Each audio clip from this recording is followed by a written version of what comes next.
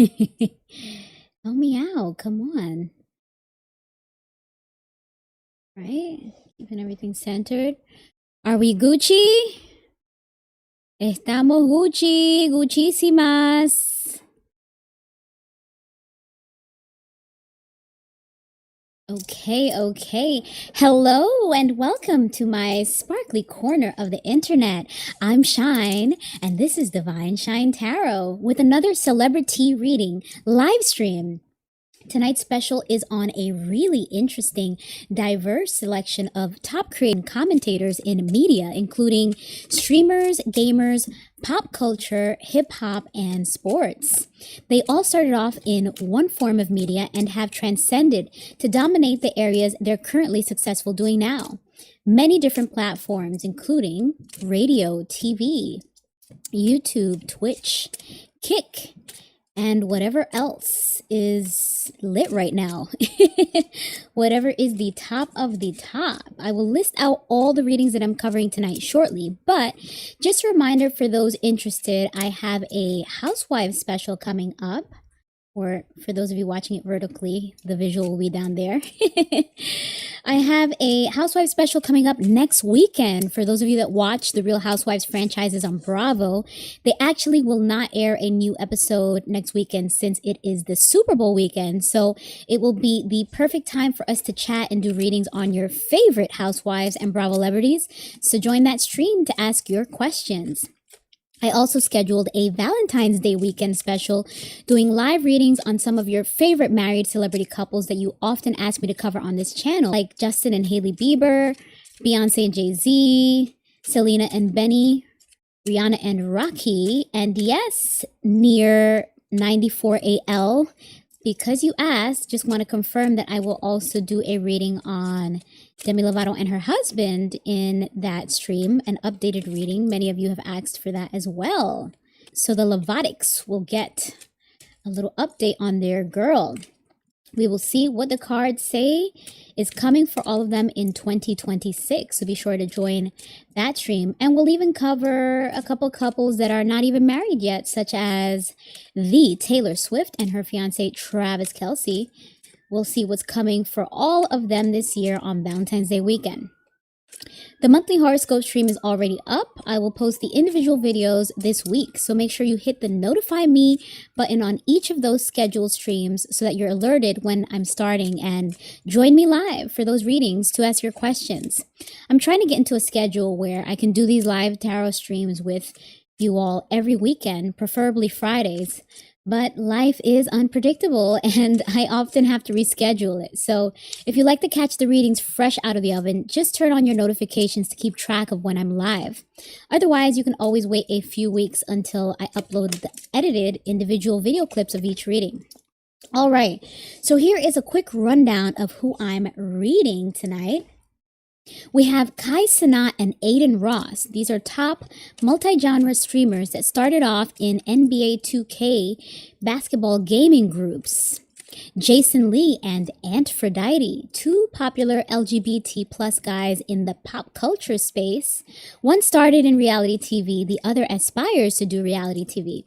One is a reader, the other is a reader, if you know what I mean. Well, actually, they're both readers. They are both sassy and quick. So we will look into what the cards say for them in their love life. Then we'll look into hip-hop and entertainment news streamer DJ Akademiks and sports and entertainment news commentator Stephen A. Smith. Both were able to break through the archaic forms of media that once reigned over their fields. That would be radio and newspaper. But now they're the top pundits in their respective areas. So it'll be interesting to see what the cards have to say about them. Later on in the stream, I will also do a quick reading to see who will win the Super Bowl between the New England Patriots and the Seattle Seahawks, and what's to come for reggaeton artist Bad Bunny after his big halftime performance next weekend. So all of that and more tonight. Now, all of these people have grown exponentially from wherever they started and have even carved out their own lane as trailblazers, leading the wave of new media and multi-platform media and news as we know it today. A lot of what they do now did not exist when they first started. So there is a lesson in having blind faith and pursuing passions, acting on your intuition and carving out your own path, even if you're uncertain where you're going, because following your calling could end up to be so rewarding in ways you couldn't even imagine. Though success is not without its challenges, since all of them often find themselves in the center of controversy and scrutiny of things that they say or do in clips of their content. But the even bigger lesson is, even after you crawl, walk, run, fly, maybe even take a rocket ship into your metaphorical future wins and career success, you cannot escape the difficulty that all humans face in finding true love and partnership. All of these men are publicly single and have at some point or another expressed a desire for a romantic partner or shared their thoughts around dating and marriage, harsh or otherwise. So we'll take a look at what the cards have to say and what's to come in their love lives as well as their career. Whatever I can't get to tonight, I will roll over to my next stream since these readings require a lot of my energy. For those of you that are familiar with my tarot streams, you know I cover a lot. I give you my all, and then I get drained. So best for me to recharge and return with more when I'm refreshed and energized so that I can give you my best. For those of you that will watch the replay on YouTube, timestamps will be down below in the description to jump ahead. Just give me a couple business days. There's a lot of behind the scenes that you all don't even know goes into preparing timestamps after a stream, which I already explained in detail at the top of my previous celebrity stream. So please be patient and appreciative. You can always watch this in 2x speed if you want to enjoy the whole stream faster, and just scroll through the stream the old-fashioned way to get to the readings you want until the timestamps are ready. I have to say all of this every stream because you would be surprised on how many comments I get about these simple things. Unfortunately, some people need a lot of handhold, feel entitled, and I don't have time and energy to respond to every individual comment. So I have to hit you all with these basics at the top of every stream for any needy newcomers. All right, so if you enjoy anything about my content, consider booking a reading or sending a donation where you can also attach your request for a reading or suggestion for a pop culture reading you'd like to see me do. But the best support is free, so hit that like button and subscribe so that I can continue sharing these celebrity and horoscope readings with you. All right, now let's get started with the readings. Remember, on lives, I try to just do brief readings, not deep dives, since we cover so many different celebrity readings at once. I'll give you background before each reading while I shuffle for me to connect with the energy of each person and also to give you context. Remember, these readings are for entertainment purposes only. No facts, no truth, just tarot. Okay, who do we start with tonight? Whoever's in the chat, you guys let me know who you are most interested in starting with. Personally, I'm interested in starting with Kai Cenat. I love his energy. I'm really excited for all of the new stuff that he is doing. And it looks like someone in the comments is interested as well. I see a message from FQZZQ who said, Kai Cenat and Gigi broke up recently. Please dive into that. All right, FQZZQ, I will.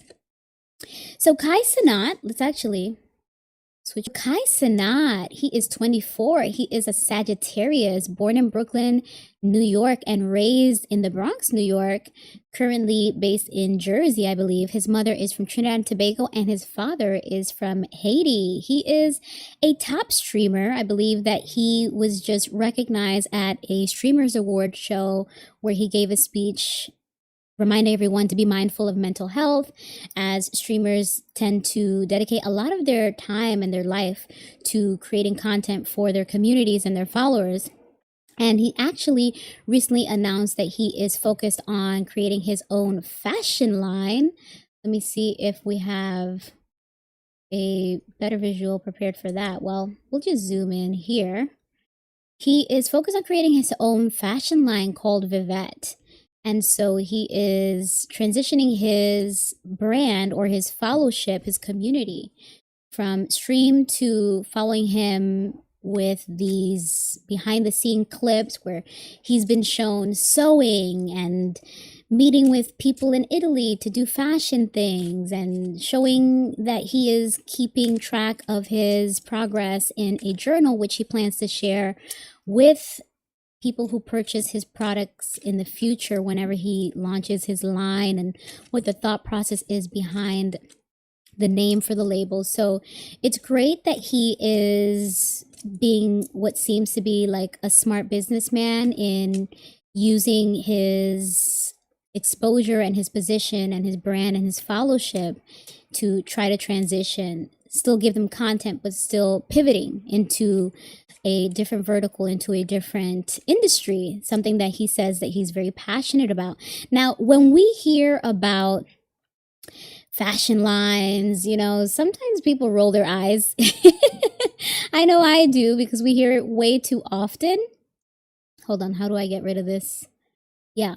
When we hear that someone, especially someone young, especially someone that is a minority, that they are transitioning into fashion, it feels very cliche. It's like when someone says, oh, I'm going to try to get into the NBA, be a pro basketball player. It's just one of those things that you hear so often. You know, basketball, rap, and fashion. Those are the three areas of fame, entertainment, success that is so visible to many young people. And Kai has a very young audience. He's very young himself. Just a reminder that he is 24, a Sagittarius. That's right. His birthday was just now in December. So when you hear that, you kind of roll your eyes, but it seems like he is coming from a very genuine place.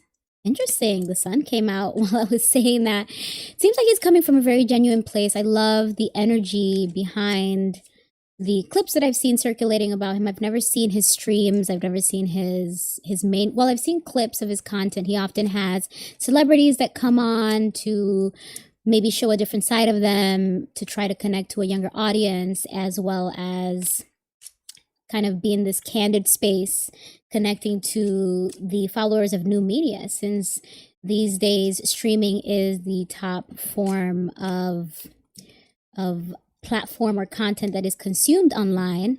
So being that Kai is at the top of that world, many celebrities have sat down with him and had some memorable experiences doing regular stuff with him. So Kai is all over the place. He's great. And the energy that I've been seeing, not only in what he's sharing about the development of his fashion line, but also the way he's trying to encourage and inspire others to get up, get out, and get it. To, you know, put in a little bit of time into yourself every day, whatever your dream is, whatever your passion is. Block out all of the haters and the naysayers. So I think that's great advice for all people, of course, but especially since he has a younger audience. It's a hello, F Toby. Such a pleasure to see you. Hello, welcome. We're just getting started here tonight, about to dive into this first reading on Kai Cenat. I was just giving some background off the dome. I didn't have time to prepare all my notes tonight, so that's why I have the Googler handy to help guide me with some of the points and give you all some visuals as I chat. So yeah, Kai seems to have great energy right now, although he is faced with a lot of scrutiny and criticism. He was showing his progress with trying to improve his articulation, his vocabulary through reading, setting a certain amount of time that he is reading and sharing that with his followers on a new YouTube account. Although his original platform, I believe, was Twitch. I heard something about Kick as well. And I think I forgot to say in the beginning that he started off his online influencer career through a group called AMP. Apparently, this was a collective of streamers that would create content, including gaming stuff and I don't know what else, but Kai emerged as one of the more memorable ones because of his great energy and his quirks and the way he approaches the content that he does, which I'm not too familiar with, but I've shared whatever I know. So I think it'll be very interesting to see what is to come for Kai in his career, especially now that he's pivoting into fashion. There was perhaps a headline grab where he was saying that he quit streaming, but then within the content, he was actually announcing the launch of his fashion pursuits, as well as letting people know that he's just pivoting, changing his focus, I guess. Again, I didn't see too much of it. I just remember the clips from back when I first decided I wanted to do a reading on him. So we can also see if indeed he will be quitting streaming, if he will come back to it, if he's going to take off with his fashion stuff and continue in that direction of entrepreneurialism, or what else is to come for him. We will also take a look at his love life, as FQZZQ inquired. I hope that is the correct username. But they inquired about his love life because he recently broke up with his girlfriend that he actually announced he was with last year, named Gigi. And there was a bit of controversy there, with each of them accusing each other of cheating or being unfaithful. So with all that background, let's get started on this first reading. Spirit, let's get some cards out for Kai Cenat's career. Spirit, what is to come for Kai Cenat's career, particularly his fashion line, but whatever else the future holds for Kai Cenat after this, since it seems that sky's the limit. He has made so much money off of his career as a streamer. And I'm sure that was unexpected, considering that streaming wasn't really a thing when he first started being online. Well, it wasn't as big as what it is now. So let's see what is to come. Hello, Jenny Vlogs, SIG Jenny. We're just getting started on a reading for Kai Cenat. Spirit, let's see what's to come for Kai Cenat's career, including his fashion brand, Vivette. Spirit, show me what's to come for Kai Cenat's career and fashion brand. Interesting. So we start with the Two of Wands. This indicates that someone needs to revise their plan. So they may have not prepared completely for whatever it is that they aspire to do. Maybe the plan and the vision is bigger than what the actual current process is. So this indicates that there may be a need to revisit his approach in something. That could be with the fashion, or revisit this idea of quitting streaming. We have the Two of Pentacles. So Kai is very busy and he's juggling two or more priorities. He probably is deciding between, should I completely dedicate myself to the fashion, or should I revisit streaming in some capacity at the same time? So he is in a position where he is, let me just move this one second. Ooh. So this is about currently needing to make, sorry, that's my chair, hold on.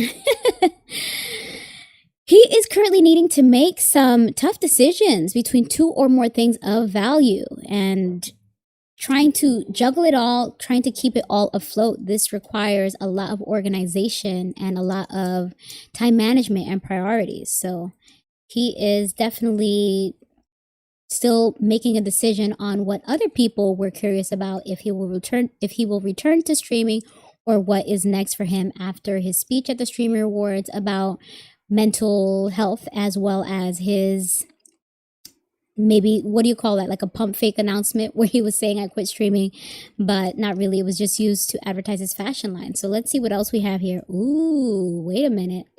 Painful ending with this Ten of Swords. So something is over, or it's coming to an end, whether he likes it or not. This may be the streaming. He may have no choice but to sacrifice that, since he has other priorities and other passions at this time. So maybe there is some truth to that. Kai Cenat may not return to streaming, or at least not in the capacity that he did before. He was known for doing marathon streams that would last days. I think he even did like a 30-day stream. That's very taxing. That is a lot on anybody. So it may be a necessary ending, as painful as it may be. This could also indicate that maybe the fashion line doesn't go as he expected, as he thought. I wonder. Let's see if we see any cards to follow this that indicate something about creativity and creation. Yikes. Yes, there is a need for an ending with this death card in reverse, but Kai Cenat is resisting it. So whatever is coming to an end seems to be something that he really loved or enjoyed in his life, something that was an essential part of his life, something that was a part of his foundation. Let's also think about all of the people that Kai Cenat keeps around him, because this could also indicate the ending of a relationship. Maybe it's the relationship with his previous audience, his previous viewership, since he did tend to attract a younger audience in his streaming platforms. Maybe that is coming to an end if he's no longer prioritizing streaming and switching into different entrepreneurial ventures like fashion and whatever else the future holds. So maybe that is some of what he's struggling with. Kai may be struggling with catering to a different audience and sacrificing his previous audience or losing his previous audience. Something's also telling me relationship. I wonder what that could be, since oh, look at that. There's another card here. But just to finish my thought here, I wonder if this is about a friendship, since he is already broken up with the last girlfriend that we knew he was with, Gigi. So maybe this is also an indicator of a relationship in Kai's life that needs to come to an end. And that's why there is this resistance, but it's necessary. When we see the death card, this is indicating a transformation needs to happen. You need to release the old to receive the new. So as much as this could be about business, since we are talking about career, the people that you keep in your circle, in your network, can also affect what's going on in your career and finances. So perhaps Kai Cenat may need to sever ties with a previous audience, with previous people in his personal life, in order to continue with his newfound ventures and find success. Otherwise, there may be some blockages. There may be someone in his life that's holding him back, or that will hold him back if he doesn't sever those ties, as difficult as it may be. Because when we think about pain, a painful ending, it's usually something that has to do with something you have history with. So that's what made me think that it might have something to do with a relationship, most likely a friendship, or maybe even family members that may be dependent upon him, or draining, or just too overbearing with their input on his life, that sometimes you have to move in silence, even though he's a very public figure. Sometimes you have to do things at your pace and then let people know in your own way, through your own platform. And then we have this Fool card here, which indicates a fresh start, a desire for a new adventure, someone that is taking off and exploring something new without baggage. So that is the third card that was indicating that this might have something to do with a personal relationship in Kai's life that he either has to release, he has to sever that connection, or he will sever that connection. He will cut someone off in order for him to continue to grow as a person, as well as in his business and career ventures. Oh, interesting. We have the Two of Cups here, indicating mutually beneficial partnerships. Let me say that again. Mutually beneficial partnerships. I was going to say one thing and then I switched it to another. So with mutually beneficial partnerships, I think something's off with my camera. That's why I'm kind of leaning in a weird way. I'm supposed to be here. Hold on. Let me just center myself. God, I don't want to do this because I don't want to mess it up, but I feel like I'm off center. Let me see. Yeah, that's better. There we go.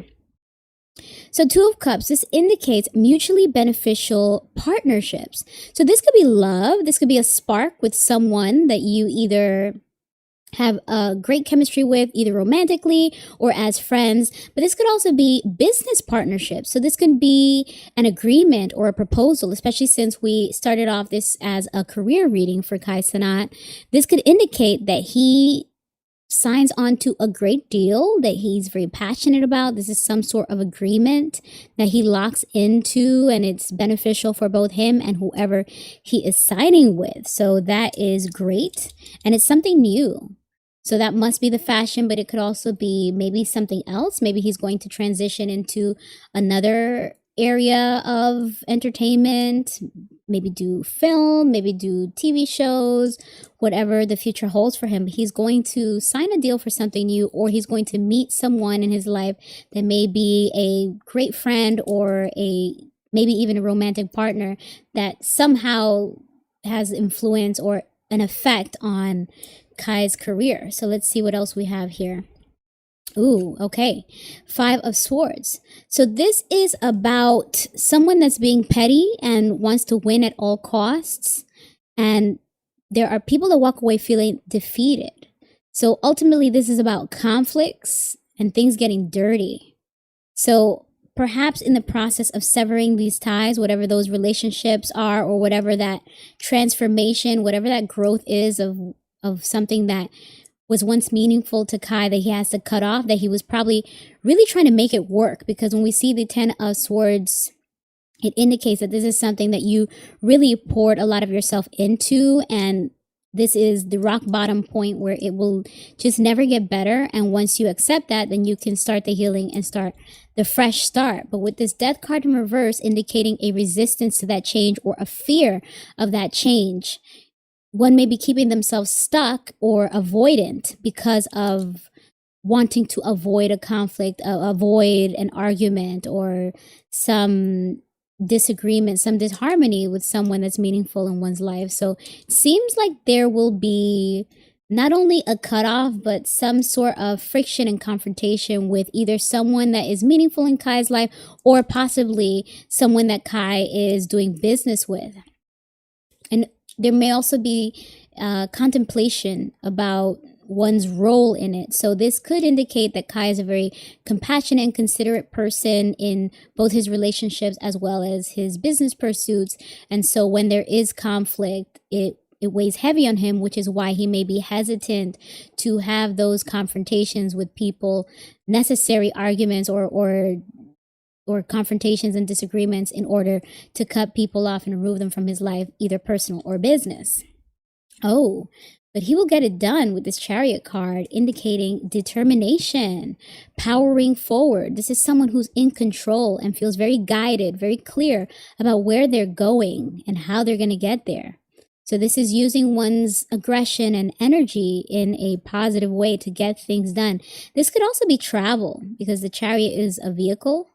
So maybe he has some partnerships in the future with maybe a car brand, or this could indicate that whatever he will be doing with his future career ventures, it will be international. It will be something that has him moving around a lot. Let's see if we should end it there or if there's more to come. Averting disaster, things coming to an end with this World card. What else do we have at the bottom? Yeah, we have a lot of the same themes repeating in these last few cards. So let me start here. We have the Tower card in reverse, indicating one wants to avoid a disaster. That could also go back to this 5 of Swords that we saw here. One wants to avoid conflict, confrontation, combat, arguments with this Tower card in reverse. But this again may be a necessary deconstruction in order to build back better, in order to rebuild on stronger foundations. So that avoidance is, which card came after that? Oh, the World card. That avoidance is necessary to bring some chapter in Kai's life to an end. Some life cycle needs to come to an end. Again, repeating what we saw in the cards in the earlier part of this reading, for him to get this fresh start and move on to things that are more aligned with his goals, with the new and improved version of himself. And so he will actually feel good once this comes to an end, since the World card indicates a sense of completion and accomplishment. But going back to what I said about the Chariot, the World card also indicates travel. So we are again being reminded that whatever Kai is doing next in his business ventures, in his career, is going to require a lot of travel, or he may relocate. He may be based somewhere internationally outside of the US in order to continue with his ambitions, with his ventures. Then we got the Eight of Cups reversed, which is pretty much saying the same thing as the Death card in reverse. Someone having a hard time letting go of what once fulfilled them emotionally, something that was meaningful, something that you spent many years or a significant amount of time building with someone or something of significance. And it's necessary for you to walk away, venture off into the unknown and have new experiences to find more fulfillment. But in reverse, it indicates you're having a hard time doing that. You're having a hard time stepping away. There's a lot of fear of change. This is maybe the second or third card in this reading on Kai Cenat's career that is reinforcing this idea of hesitation, walking away reluctantly, something really meaningful. So it feels like either his audience with his streaming world or his personal life. There's someone, because this is about emotions, the Suit of Cups is about emotions. There's someone that he doesn't want to let go of. He's trying to see if he could keep it all, keep the career, keep the relationship, still pursue new things. But unfortunately, he's going to have to let go of the old in order to get into the new. And as well as he tries to manage it, it seems to be a necessary sacrifice, as indicated by the Hangman, which is the final card that we got. Let me just tidy up the cards here. We got the Hangman in reverse, indicating for the third or fourth time in this reading a fear of change, a fear of letting go. And oh, thank you, Lily. Thank you, Lily. Let me say it properly. Lily and Adin. Liliana Dan. Thank you, Liliana. Welcome. We're just finishing up a reading on Kai Cenat. So the Hangman in reverse indicating a fear of releasing control, relinquishing control, a fear of surrendering, and also a sense of dealing with delays, blockages, obstacles because of not letting go, because of not surrendering to the universe and allowing yourself to change perspective. So these last few cards that came out here seem to be a warning for Kai that if he does not let go of this meaningful relationship or this part of his past, a part of his career as he was developing into what he is now or where he is now, if he doesn't let go of this audience or this person, whatever this is that is so meaningful to him, it will create blockages for him. It will stop him from going to where he can. Sorry, let me just fix this because I'm distracted here. It will stop him from reaching new heights. It will stop him from realizing his truest potential and stepping into his purpose if he does not release either these relationships or this desire to still continue to deliver the content for his previous audience that he was used to giving to them. And as I'm speaking, of course, of the streaming, I don't know if he did anything else, but as he's pivoting into fashion and whatever other business things are coming his way, there is a lot of sacrifice that he's going to have to do, which is currently where he's at. His energy is trying to juggle all of that. So tough decisions with this Two of Swords, reinforcing that same idea that we saw in the Two of Pentacles. But ultimately, once he makes this sacrifice, once he makes this tough decision, he will be better off. And he is going to, as I said before, reach new heights, travel the world, see a lot of success in his businesses. I wanted to see a little more indication of specifically the Vivette clothing line. Oh, wow. Here's that sun card that was here earlier. I guess I'll accept these as well. So it seems like business will go well, whether it's the fashion or whatever else he explores with this Emperor card, indicating structure, routine, wealth, business. This is usually a father figure, but we can take this idea of the Emperor, the leader.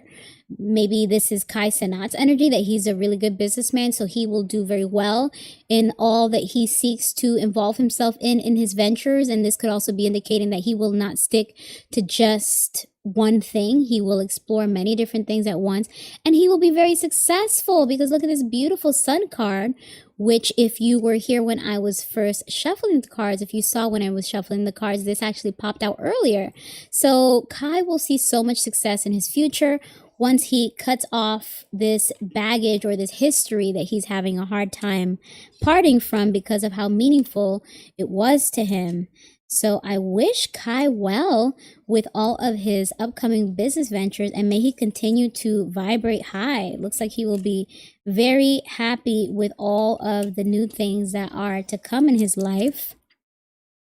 And he will have to step out on his own a lot with this Hermit card in reverse. That indicates that he may be shedding the connections and relationships that he had before, or the expectations, like the audience, the streaming audience he had before. He'll be shedding all of that, and he'll be stepping out into new territory on his own, sort of, as I said in the beginning, trailblazing once again. So we can transition now into a reading about his love life, since we did get a question in the beginning asking what really happened with Kai Cenat and Gigi, who he announced at the top of this year that he was broken up, and I think he even said that he's not going to be in a relationship again. So it sounds like things ended bad. And then there's been rumors. I think Gigi herself even got online and tried to advocate for herself, saying that I didn't cheat or whatever. I didn't see the clip. I just literally saw a few headlines, a few things in passing when scrolling through. So we can switch into a love life reading. Just give me 1 second. I just need to pause to fix my audio, and I'll be right back.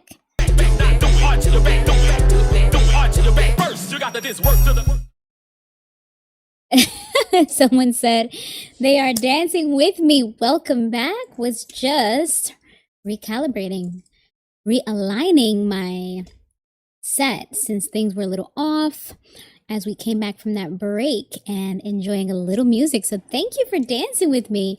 And I just want to reread Liliana Dan's message, because I just saw the first part before, but Liliana said, love the turquoise nails. Can't wait for the Antphrodite reading. Yes, we will be reading Antphrodite tonight as well.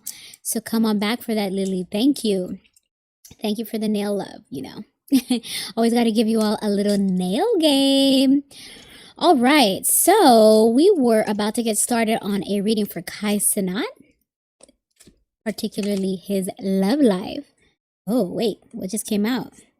Two of Pentacles, Knight of Cups, Two of Wands. Yikes, those are some of the similar cards that we saw in his career reading. But let me continue shuffling before I start pulling cards. And for those of you currently in the stream, please let me know if you can see me and hear me properly. There is a lot of excitement for the Antphrodite reading tonight. Okay. Very interesting. A tarot reader reading a tarot reader. So yes, we'll love to see what the cards have to say about Ant. All right, so let's get started on this reading for Kai Cenat's love life. So first of all, let me open up my notes again, because there was a specific question asked. It says, FQZZQ asked, or FQZZQ said, Kai Cenat and Gigi broke up recently. Please dive into that. Ooh, so we should actually, oh, thank you, Lily. Thank you so much. I don't know if you saw what I just said, but I just finished reading your whole message. I didn't see the whole portion before. So I said, thank you for the nail love. And also, I'm acknowledging that you said you are looking forward to the Antphrodite reading, as am I. So that will come up later tonight. So stay tuned and check back in if you are only waiting for that reading. Thank you for joining me either way. All right, so we are transitioning into a reading for Kai Cenat's love life, in particularly FQZZQ said Kai Cenat and Gigi broke up recently.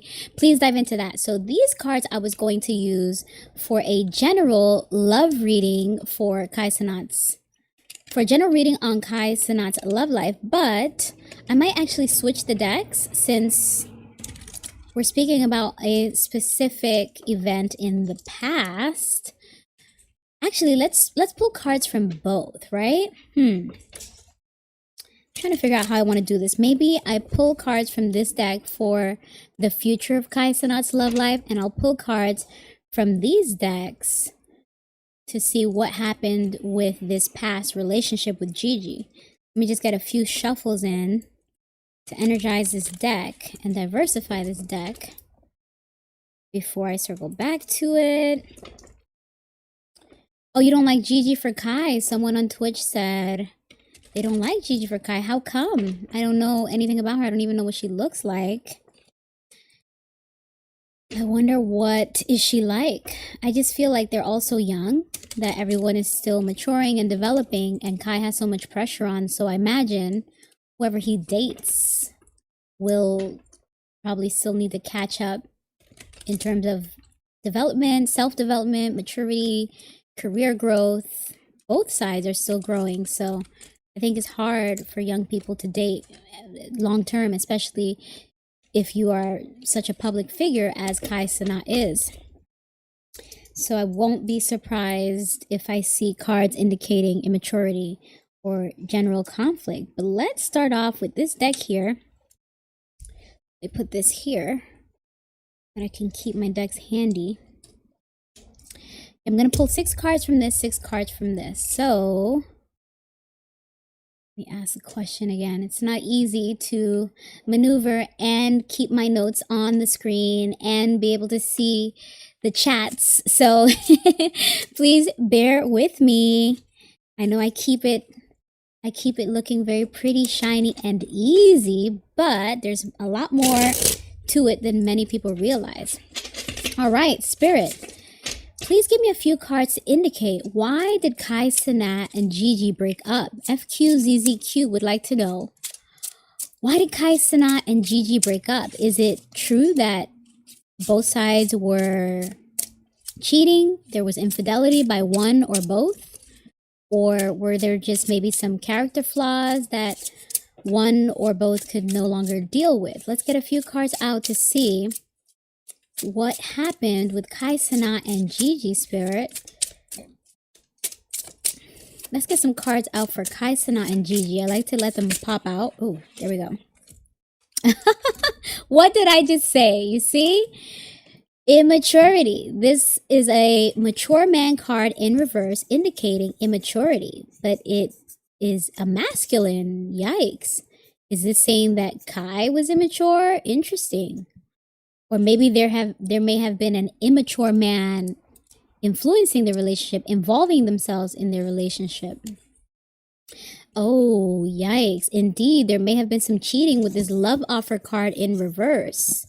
So this indicates a proposal. Someone wanted to explore an affair with one of the people in that relationship between Kai Cenat and Gigi. And there is something negative about that. Of course, not only is it cheating, but maybe that connection intended to be provocative and destructive, since it is preceded by that mature or immature man card. Yeah, so someone was trusted. Interesting. This is taking such an interesting twist, because this could go either way. This could either be some guy that was trying to have an affair and cheat with Gigi that was immature, that she trusted. But the first thing that came to me energetically when I saw this was that this was someone that Kai trusted. So if indeed Gigi was entertaining a affair, or even just communicating with someone outside of your relationship can be considered cheating in some respects, right? So even if she was just chatting with someone, it seems like whoever this person is, Kai knew them based off of this trusted card. So that is part of the upset, is that you were engaging with someone, whether it was a full-on affair or even just chatting, just talking, just allowing someone to have access to you, Gigi. You were doing that with someone that Kai knew and that Kai trusted, and that guy was just being immature and destructive. So that is an additional layer to the upset and the what would you call that? The tumultuous split, since it was very public and it's gotten a little nasty. So now we have this mature woman card. This could indicate that maybe Gigi's trying to be grown. So maybe she was exploring her options because she feels like that is her right as I'm assuming she's in her 20s as well, but as someone that is maturing, that she should be able to explore her options. But there is, again, this idea of like, why do you have to do that with this person that I knew, this guy that is just trying to be sleazy because he knows that it's me? Kai may be feeling that way. So it feels like this is either Gigi's mentality of thinking that because she is grown and independent, she could do whatever she wants. Or this may even be the influence of a matriarch in Kai Cenat's life. Maybe this is his mother that was advising him about his relationship and saying, this girl's no good for you, break it off for her. Let's get a few more cards out. Oh, interesting. Transition. So this is something that needed to come to an end, but maybe someone was resisting it.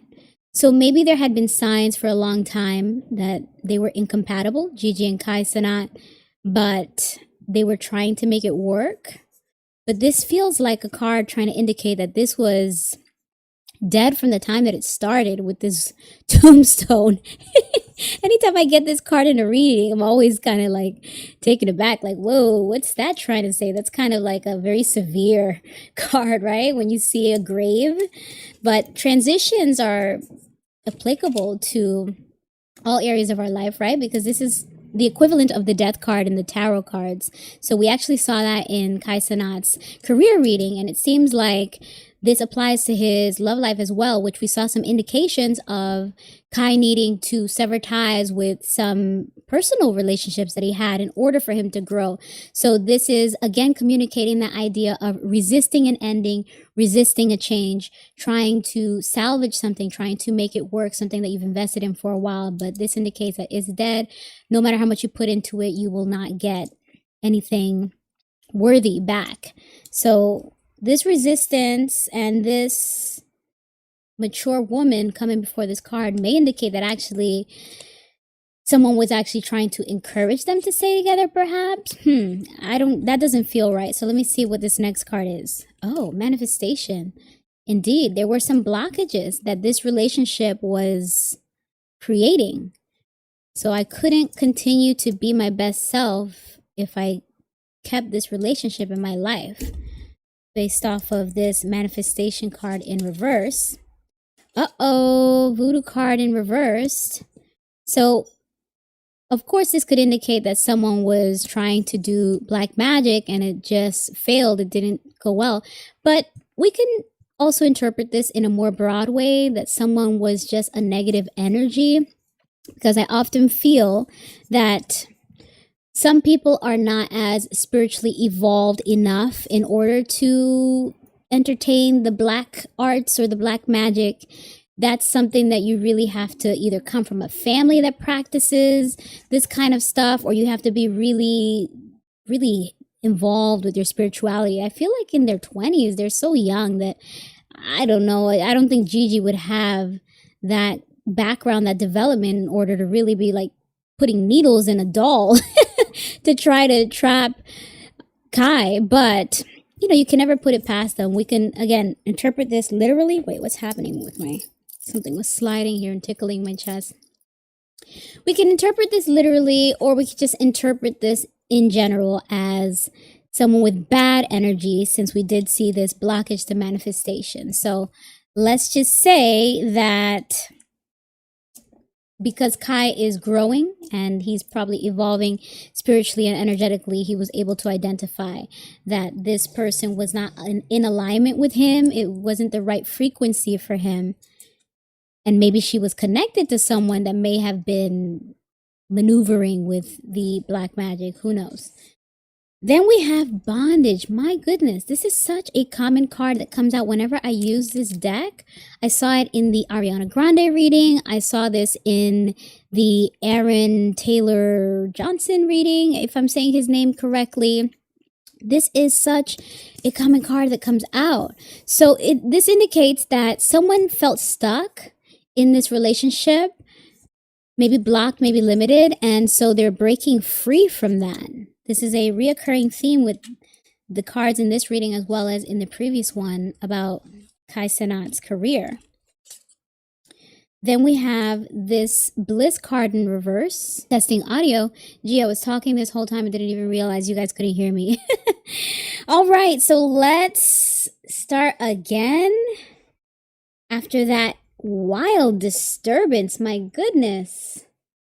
That is one of the cons of live streaming, is that you deal with a lot of unpredictables and you just gotta deal with it on the fly. So let me reset my set, let me reset my energy and continue with these readings for you all. Sheesh, kind of rattled. A little rattled, a little disturbed. Okay, so let's resume with this reading on Kai Cenat's love life. We were in the middle of this bliss card, which came out in reverse, which perhaps indicates a sense of naivete and immaturity, a repeating theme from this first card that came out in this reading, where it indicated an immature man. So now we're getting this sense of an immature feminine energy, or a naive feminine. It makes some more room here for more cards. Now we have unbothered. So someone's pretending to be unbothered, but they actually are very bothered based off of this card, which may be a part of the immaturity from this feminine, which we would all assume is Gigi's energy. Yeah, someone is not awakening. Someone is not stepping into their higher self. Someone's not evolving and elevating, which is probably why this relationship had to end, because it seems like Kai is on a path of growth, and that growth may be exponential or accelerated compared to Gigi or some of Kai's other peers, since we did see themes of him needing to sever emotional ties with someone or something valuable from his past in the previous career reading. Interesting. Courthouse. So this usually indicates something to do with a legal situation. I wonder what that's about, because they certainly weren't married. Yikes. Is there a pending legal suit? Is someone going to try to sue for defamation, since they both accuse each other of cheating and then someone else got involved? I think they're accusing another rapper, NBA Youngboy, perhaps. I don't know that world very well. That is a little beneath my generation, I would say. Not beneath, but I am a millennial, so that's not really my vibe, my music. I'm more of a Drake and Beyonce. So I'm not familiar with the NBA Youngboys and the, what's the name of that guy that everyone talks about with the black nail polish? And he released an album last year called Music, Cardi, Playboy Cardi. Yeah, none of that is anything that I keep up with, but I hear about them for things like this, the purposes of discussing pop culture and entertainment. But yeah, let me get back to this reading. I actually had originally intended to only pull 6 cards from this deck, and I wanted to pull 6 from this one, but I pulled a full 12. So let me just go ahead and switch decks for fun to get some additional messaging, because this courthouse card at the end threw me off, indicating that maybe there is someone that may be considering legal action, which that sounds a little crazy. But as I was saying, because there are so many big names involved in the rumors or speculation as to why Gigi and Kai broke up, and if so-and-so was cheating with so-and-so. So let's actually pull a few more cards from a different deck to see if we can get some clear answers. Spirit, what else can you tell me about Kai Cenat and Gigi's breakup, Spirit? What is the truth behind the reason for their breakup? We're diving into the cards to see what does the Spirit have to say about Kai Cenat and Gigi's breakup, Spirit. What is the truth? It seems like there indeed was some infidelity, but there also seems to be some deception, some naivete, and immaturity on both sides, apparently. Both sides experiencing immaturity, but at least one of them in that relationship aspired to grow and to improve, to evolve and get better. So severing that tie seemed to be essential, but let's see if these cards can shed some additional light, Spirit. Oh, yikes. Is this too many cards? What does this say? Oh, wow. This is my first time using this deck, so I'm actually... Oh, wow. Oh, wow. Wait a second. Okay, so it feels, if I could just... Because of the way I was shuffling, it feels like they actually are intended to come out like this. So the first card that came out, it says... Snapped, unhinged, instability, crazy. So someone is not in their right frame of mind, or someone is unstable, someone that you do not want to continue to build with. Either that was one of the people in that relationship, Kai or Gigi, which I would think is either Gigi, or more so, more likely, it feels like this may have been someone that Gigi was entertaining through communication or whatever constitutes cheating or an affair. This may have been a connection to someone that was crazy, deranged, because we did see the card that indicated some sort of negative attachment, some dark entities there. So someone may not have been sound of mind. Then we have this third wheel card, and this indicates indeed a third party, an affair, cheating, reinforcing what we saw in those earlier cards. We have this, is this in reverse? Yeah. So this card, it says sweet, innocent, compassionate, but it's in reverse. So someone that pretended to be like this and it looks like a feminine is actually not. They actually are not as they appear. So the opposite of sweet, compassionate, and innocent is someone that's perhaps aggressive, someone that is selfish, someone that is, what's the opposite of innocent? Maybe dirty, devious? I would say devious. So is this perhaps Gigi's character? Kai got into that relationship thinking that she would be sweet, compassionate, and innocent, only to find out that she is actually aggressive, selfish, and devious. Interesting. Definitely not someone anyone would want to continue a relationship with. And this last one says transformation, rebirth.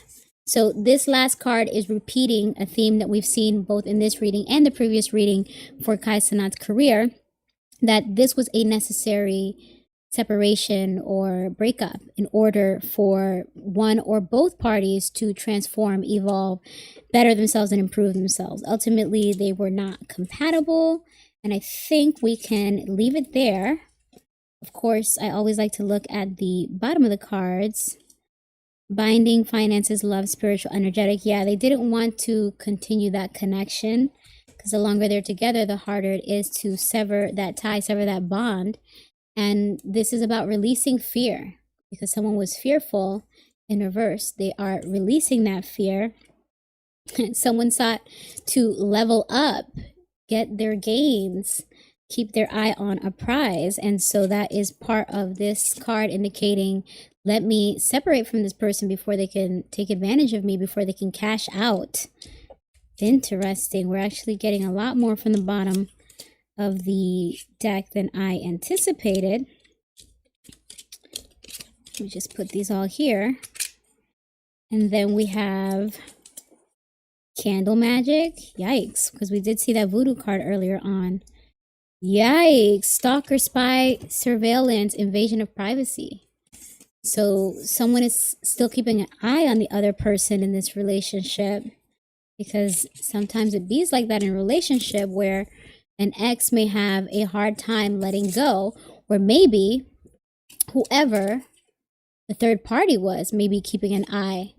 This idea that we saw in the beginning cards, that it may have been someone that Kai already knew, that was being very mature by even trying to mess with Kai's girlfriend.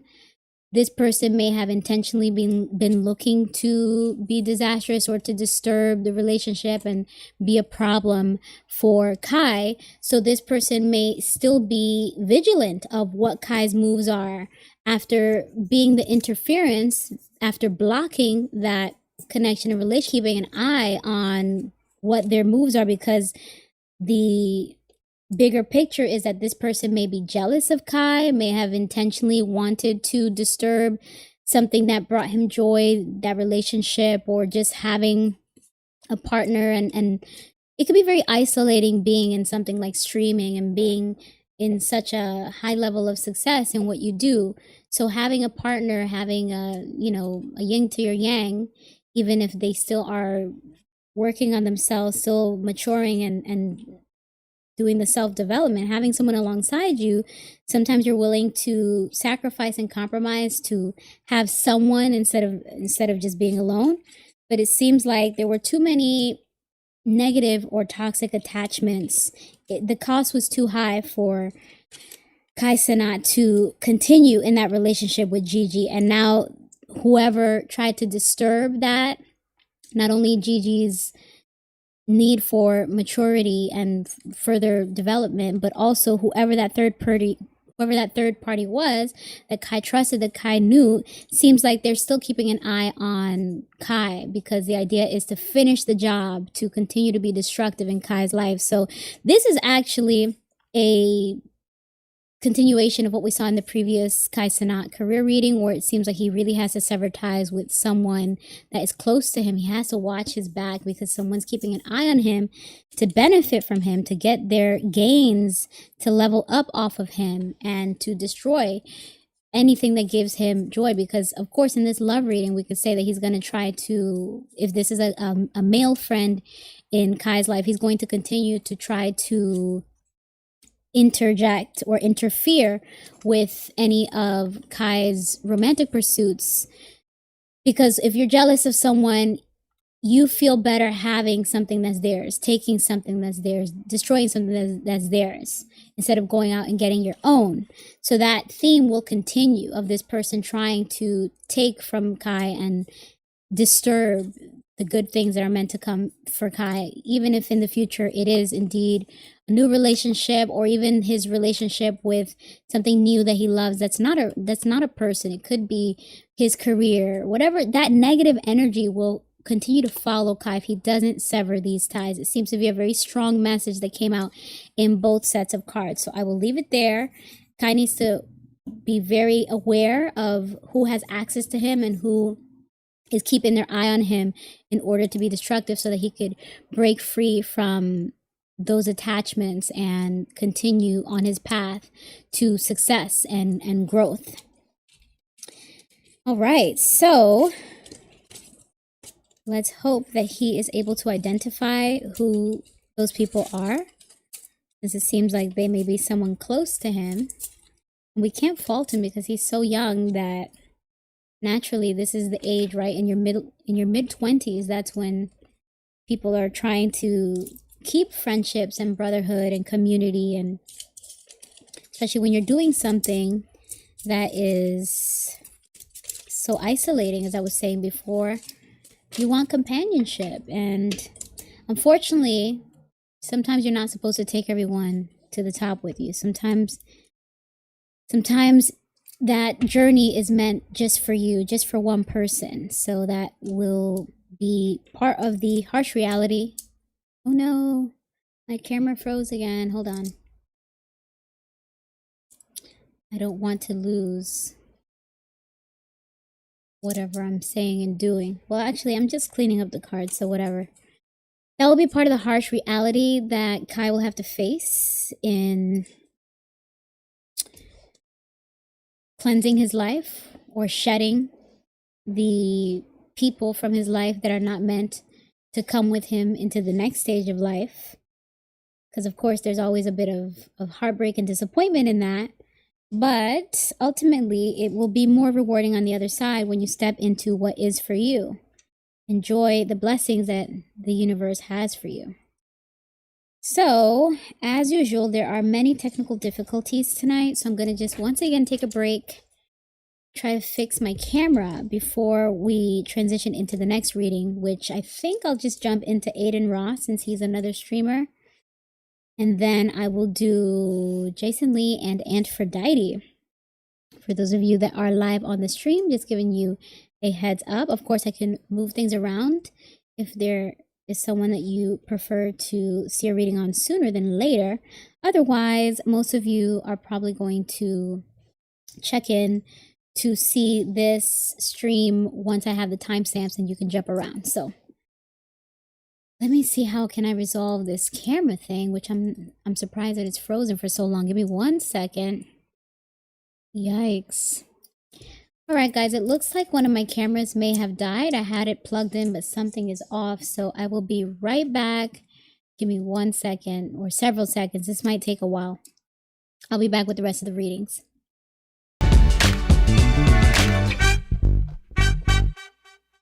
Testing audio, testing audio. Let's get the show back on the road. There are some forces that are trying to stop me from getting through these readings, but we're not going to let that stop nothing. We are going to persevere and get these readings done. So you all let me know if you can see me, if you can hear me, so that we can resume this live stream, get these readings going again, because the interruptions tonight are on another level. Creatures crawling, the noise, the camera dying. There's something that's trying to stop me from getting these messages out, but we will persevere. And still I rise. All right, so let me just make sure all platforms can see me and hear me. Let me see what's going on the purple platform.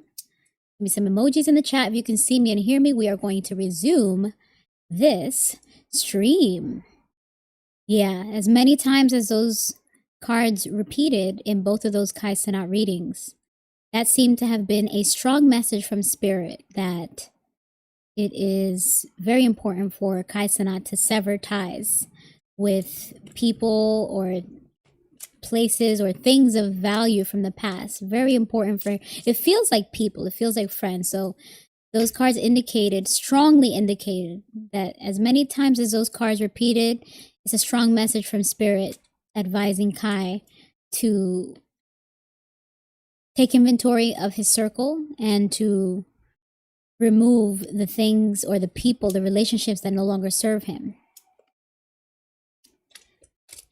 There are some wolves in sheep's clothing that Kai might think are friends, but they really are people looking to sabotage and to drain him.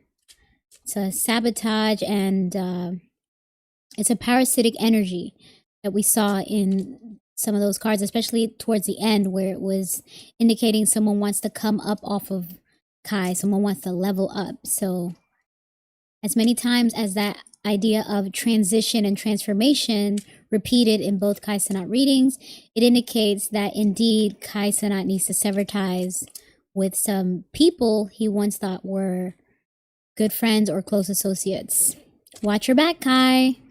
Protect yourself at this time that you are in a transitional and transformational stage in your life, because every time you're about to grow and receive blessings, there's always someone that wants to hitch a ride and perhaps even bring you down. So cut ties with the baggage, cut ties with the toxic friends, or even if they're just moving funny and you don't see the full-on toxicity of them yet, learn to trust your intuition and your gut feeling and cut them off before they get a chance to really do you dirty or to really sabotage you, as those cards indicated.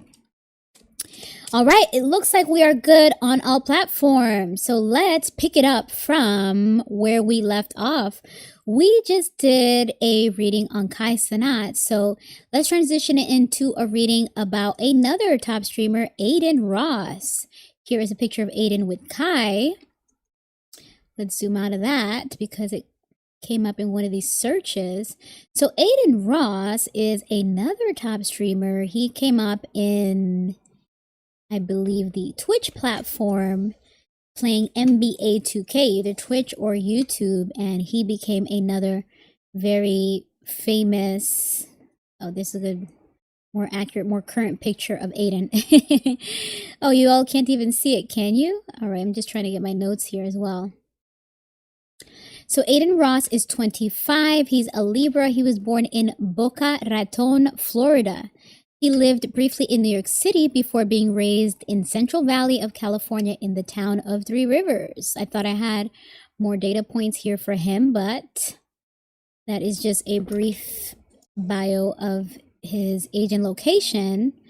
From what I know of Adin Ross, as I was saying, he also had, so similar to Kai Cenat, Adin Ross grew from his gaming roots. It says to become a YouTube Twitch powerhouse. They're both known for chaotic energy streams.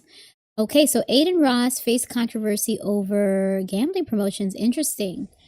While Kai continues to break records with epic live streams and AMP. So both of them are record-breaking streamers, and they have the same coming up, started from the bottom background. I am less familiar with Adin Ross than I am with Kai Cenat, so I don't really know his content. I know at some point he had Donald Trump on his show at the time that President Donald Trump was running for re-election. He's had Drake on his stream several times. He has recently been in controversies with a female rapper named Doechii.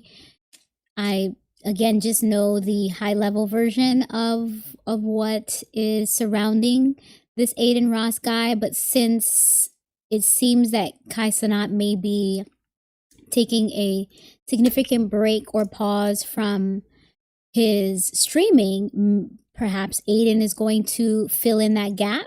I don't know if they have similar audiences, since we've seen several pictures of Adin and Kai Cenat together. We can only assume that maybe they overlap, their audiences overlap, so they might continue to get similar content from Adin as they did from Kai. Or maybe Adin is looking to grow as well.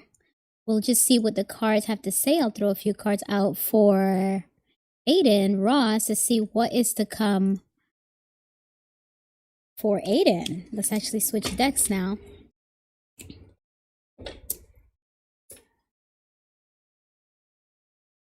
Exactly, yeah. Someone in the comments said that he is often in the center of controversies, that he was banned on Twitch and that he recently got his Twitch back, or either Twitch or Kick. I don't know. The platform sounds so similar to me, so I don't even know which was his main platform. It sounds like it was Twitch, and that's the one that he recently got back.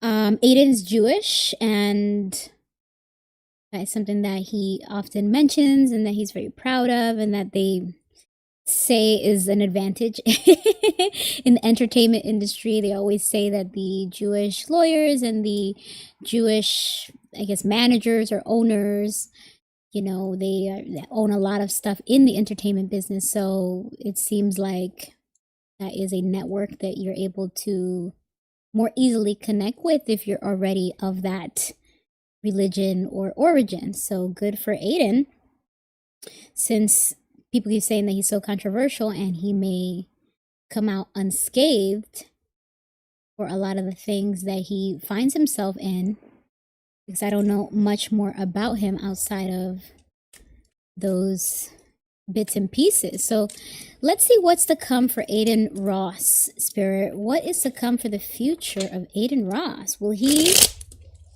fill in the gap that Kai Cenat will leave in the streaming world? Uh-oh, wait a second. This flew out rather quickly. I wonder if I should accept them.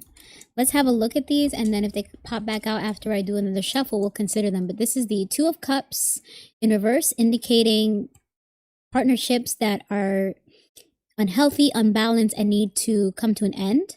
This could be a breakup. If Adin Ross is in a relationship, maybe he is breaking up with a partner or with a friend or someone he has a business partnership with. And this is sacrifice and surrender, doubling down on that idea that Adin Ross may need to step back, step away from someone or something. Interesting. Let's see if those cards come back out after a shuffle. Spirit, what can you tell me about Adin Ross, another popular streamer on the same platforms as Kai, who seems to have a lot of history with Kai? I think I read somewhere also that Adin and Kai at some point were maybe not on the best of terms, because there was some conflict with Kai and Adin's manager. some aggression or hostility there that made Kai not feel welcome. I don't know if that means welcome on the stream or welcome in Adin's personal circle. So would be interesting to see if the cards indicate something about that as well.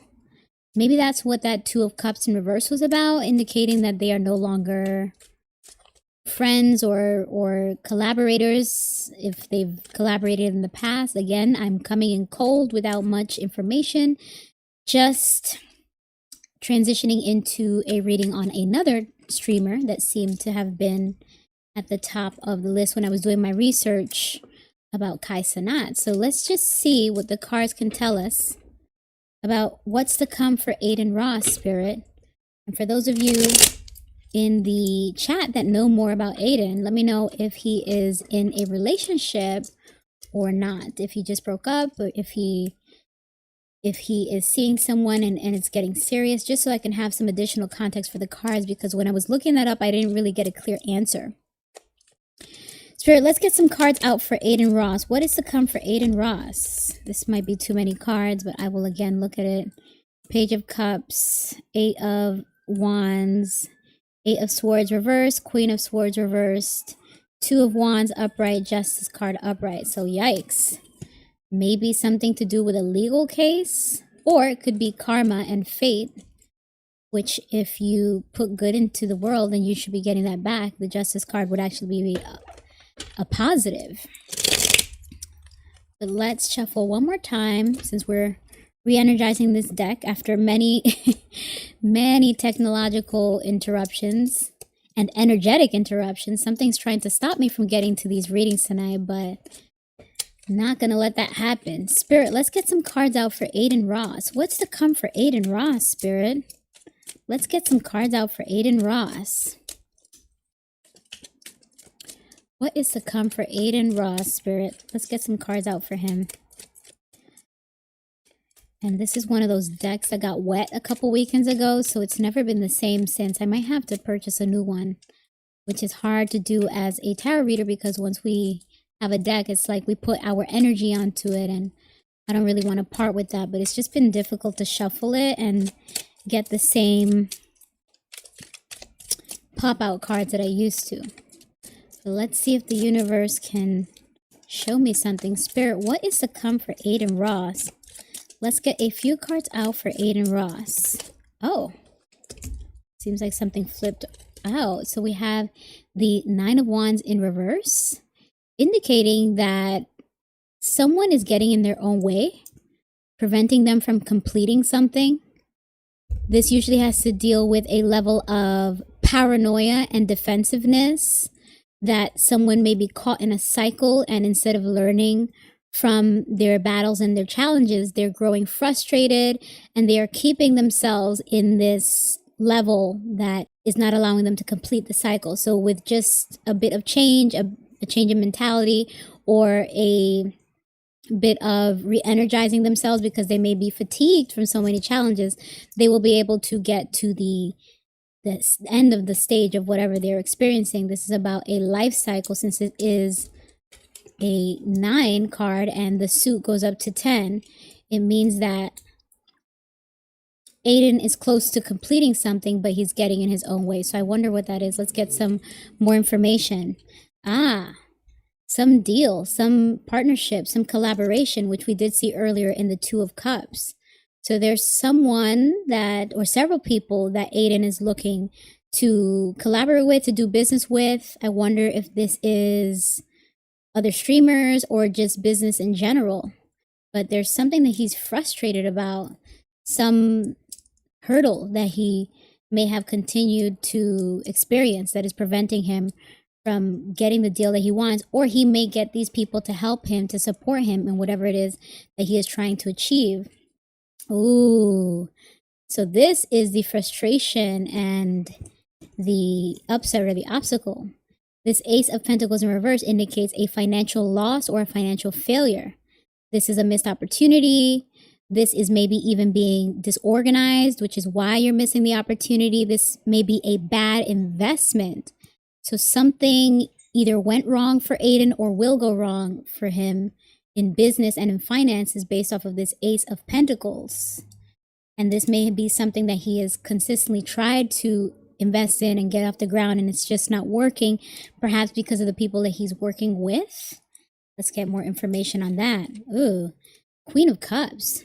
So this is a feminine energy that may be emotionally withdrawn, or they may be too much emotionally in terms of being overbearing, needy, codependent. There may be someone that is too reliant on Adin at this time, that instead of growing with him and helping to elevate Adin, this person might be bringing him down. Or this might indicate some imbalances in Adin himself. Maybe he needs to work on his own emotional stability, since the Queen of Cups in reverse indicates emotional instability, someone who is unbalanced and moody.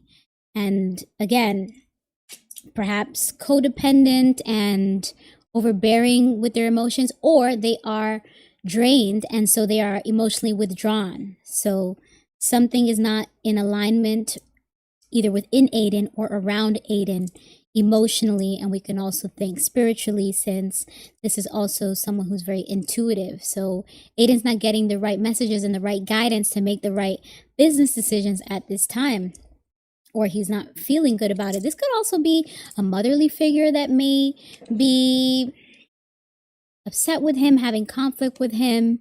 Let's get more information. Oh, wait a second. This is a great card. The Sun. So there may actually be good news coming towards Adin regarding something that he is working towards or wants. But I also do have to point out that the Sun card could also sometimes mean a new baby, because we see in the visual this cute little baby on the horse. So maybe, since I did get a sense that this could possibly do with someone motherly, or we could even evolve that to indicate someone that is pregnant, someone that is fertile, someone that could bear children. Maybe there is an issue with someone that he is seeing or was seeing, that they may be pregnant or they may have a child for him. Does Adin Ross already have children? Someone in the chat, you guys can tell me, but I don't know. While this is meant to be good news, it kind of felt like something to do with possible procreation. There might be some mini Adins coming soon. Maybe that's what the frustration is, since we saw this card in the beginning.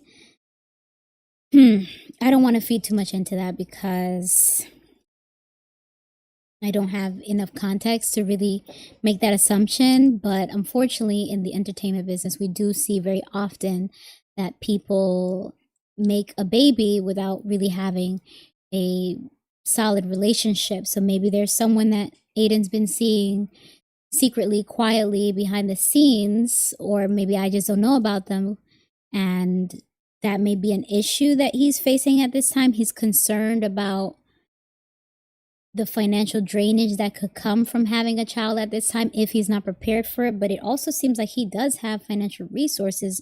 So this could be that it's someone that he's not, whoever he might be having this child with might be someone that he's not emotionally attached to, emotionally aligned and connected with. So of course that's not good, but hopefully they will be able to do the best they can to co-parent this baby once they figure that out, work that out, and stepping away from it, indicating something about love or something about families. This could, again, just indicate something to do with business finally going good after some disappointments, losses, and financial failures. Ooh, there's something negative about the past with this Six of Cups in reverse. So maybe he reconnected with someone and it didn't go well, both in personal life or in business. Maybe he is having a hard time shaking old habits. So if he had a certain way he would stream, or a certain kind of content, or an old deal, since we did see something to do with partnerships and collaborations earlier on, maybe there is something that he is having a hard time letting go or breaking out of, some habit, something from the past that it's not doing him any favors. It's not positive having this thing from the past in his life at the time, be it an ex or a mentality and approach to things. So this is something that he's going to have to sever in order to progress and to see success in whatever he is trying to accomplish, which he'll see success in something, since we did see the Sun card indicating happiness, joy, success, positive news, but there's still some transformation that he has to do, similar to what we saw in the cards for Kai Cenat. Oh my, so here we have the Six of Pentacles reversed, indicating an uneven exchange. So there's someone that's taking more than they're giving, which could correspond to a business relationship or a personal relationship. If there's someone that's draining him, someone that is taking resources, taking his time, taking his energy, or a bad business deal, because we did see this Ace of Pentacles earlier. It does seem like there is some deal that Adin made that hasn't gone as he expected, as he wanted, and he's losing money from this. This one felt more like business, not necessarily personal, but just have to put both interpretations out there just in case we see how things unfold, and then we can apply the cards. If there was someone in his personal life that was way too codependent, and as we saw in that Queen of Cups card in reverse, then that was someone that was very draining and keeping him stuck in the past, or they are someone from the past that is still attached and draining. So we have this Eight of Swords card indicating breaking free from something that one felt stuck in, which is interesting that I just said something about being stuck in the past. So after finding oneself in some self-inflicted harmful situation, which we would interpret that as Adin himself, now he's breaking free, now he's moving on, now he's healing. So this recovery indicates that there must have been some change, so he might find the strength to sever ties with this person or make it work. If it's a baby, they come to some financial agreement. There's a custody agreement in place and a child support agreement in place too. He agrees to give a certain amount. Or if it's about business, then it is a partnership that he cuts his losses and does not invest in that any longer. So he's able to break out of this contract and start fresh, start rebuilding financially in a different direction, breaking free from this and finally putting an end to that chapter. So I will just take a look at a few more. Yeah, there's going to be a new financial opportunity or a new job, something new with career and finances that he is going to be excited to explore. And it's going to come in pretty fast, since we do have this Eight of Wands right next to it. This is something that he's probably going to be very excited about, that he'll work really hard to make it work, because this indicates skill development as well. Not going to emphasize this too much, but I do have to say that if it's about fatherhood, then maybe he might find some joy in it on the other side of, even if it wasn't expected, that he may turn out to actually like it and to really get into the process of learning and discovering how to be a better father and more present, if that is indeed what this card is saying. But again, it feels more like business, because we got several cards in this reading about the cards in this reading from the Suit of Pentacles indicating finances and material things. Heavy burdens. Yeah. He's trying to get to the end of this stage, and he may indeed figure it out, because the 10 of Wands indicates that you are navigating a lot of responsibilities on your plate. This is the card that follows the 9 of Wands that we saw earlier in this reading. So it indicates that you do get to the end, and now it's time for you to decide if you will continue or repeat this experience, or if it's too much for you to take on, if you need to delegate or shed some of the responsibilities, or just start fresh with something new, which it seems like that's what this will be, starting fresh with something new that is actually a lot more work than he may have anticipated. But because it's the Suit of Wands, there is a level of passion, there's a level of desire and interest that Adin will have around whatever this new thing is, and he will actually be a really good leader. This is someone who's very compassionate, diplomatic, someone that is generous, a provider, emotionally balanced, emotionally stable. So whatever Adin Ross is going through at this time, this sense of loss, drainage, breaking away from old habits or old attachments and stepping into healing, recovery, improvement, and growth, ultimately it seems that it will make him a better person all around. He will benefit from whatever this loss and this challenge is that he's currently enduring. And again, if it's about fatherhood, unexpectedly, it seems like he actually will end up loving the experience. But it seems to be indicating more so with business, breaking out of a partnership, starting something new, seeing that while it's a lot of work and things are moving at a high speed, he actually turns out to love it and to grow from it. So wishing you well on that, Adin Ross. And for any of his fans that see this reading, please inform me on if indeed there were some elements of the cards that could have been interpreted for maybe a personal relationship. If he's seeing someone, if he ever has a pregnancy announcement, please do come back and let me know. So we could get a post-mortem read on that. So who are we reading next? I think we're about to transition into, let's see, okay. So we are about to transition into Jason Lee.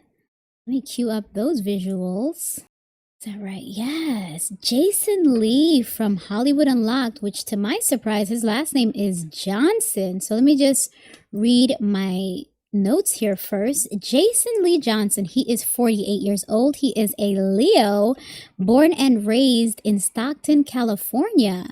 So Jason Lee got his start in reality TV. I believe he was on Love and Hip Hop.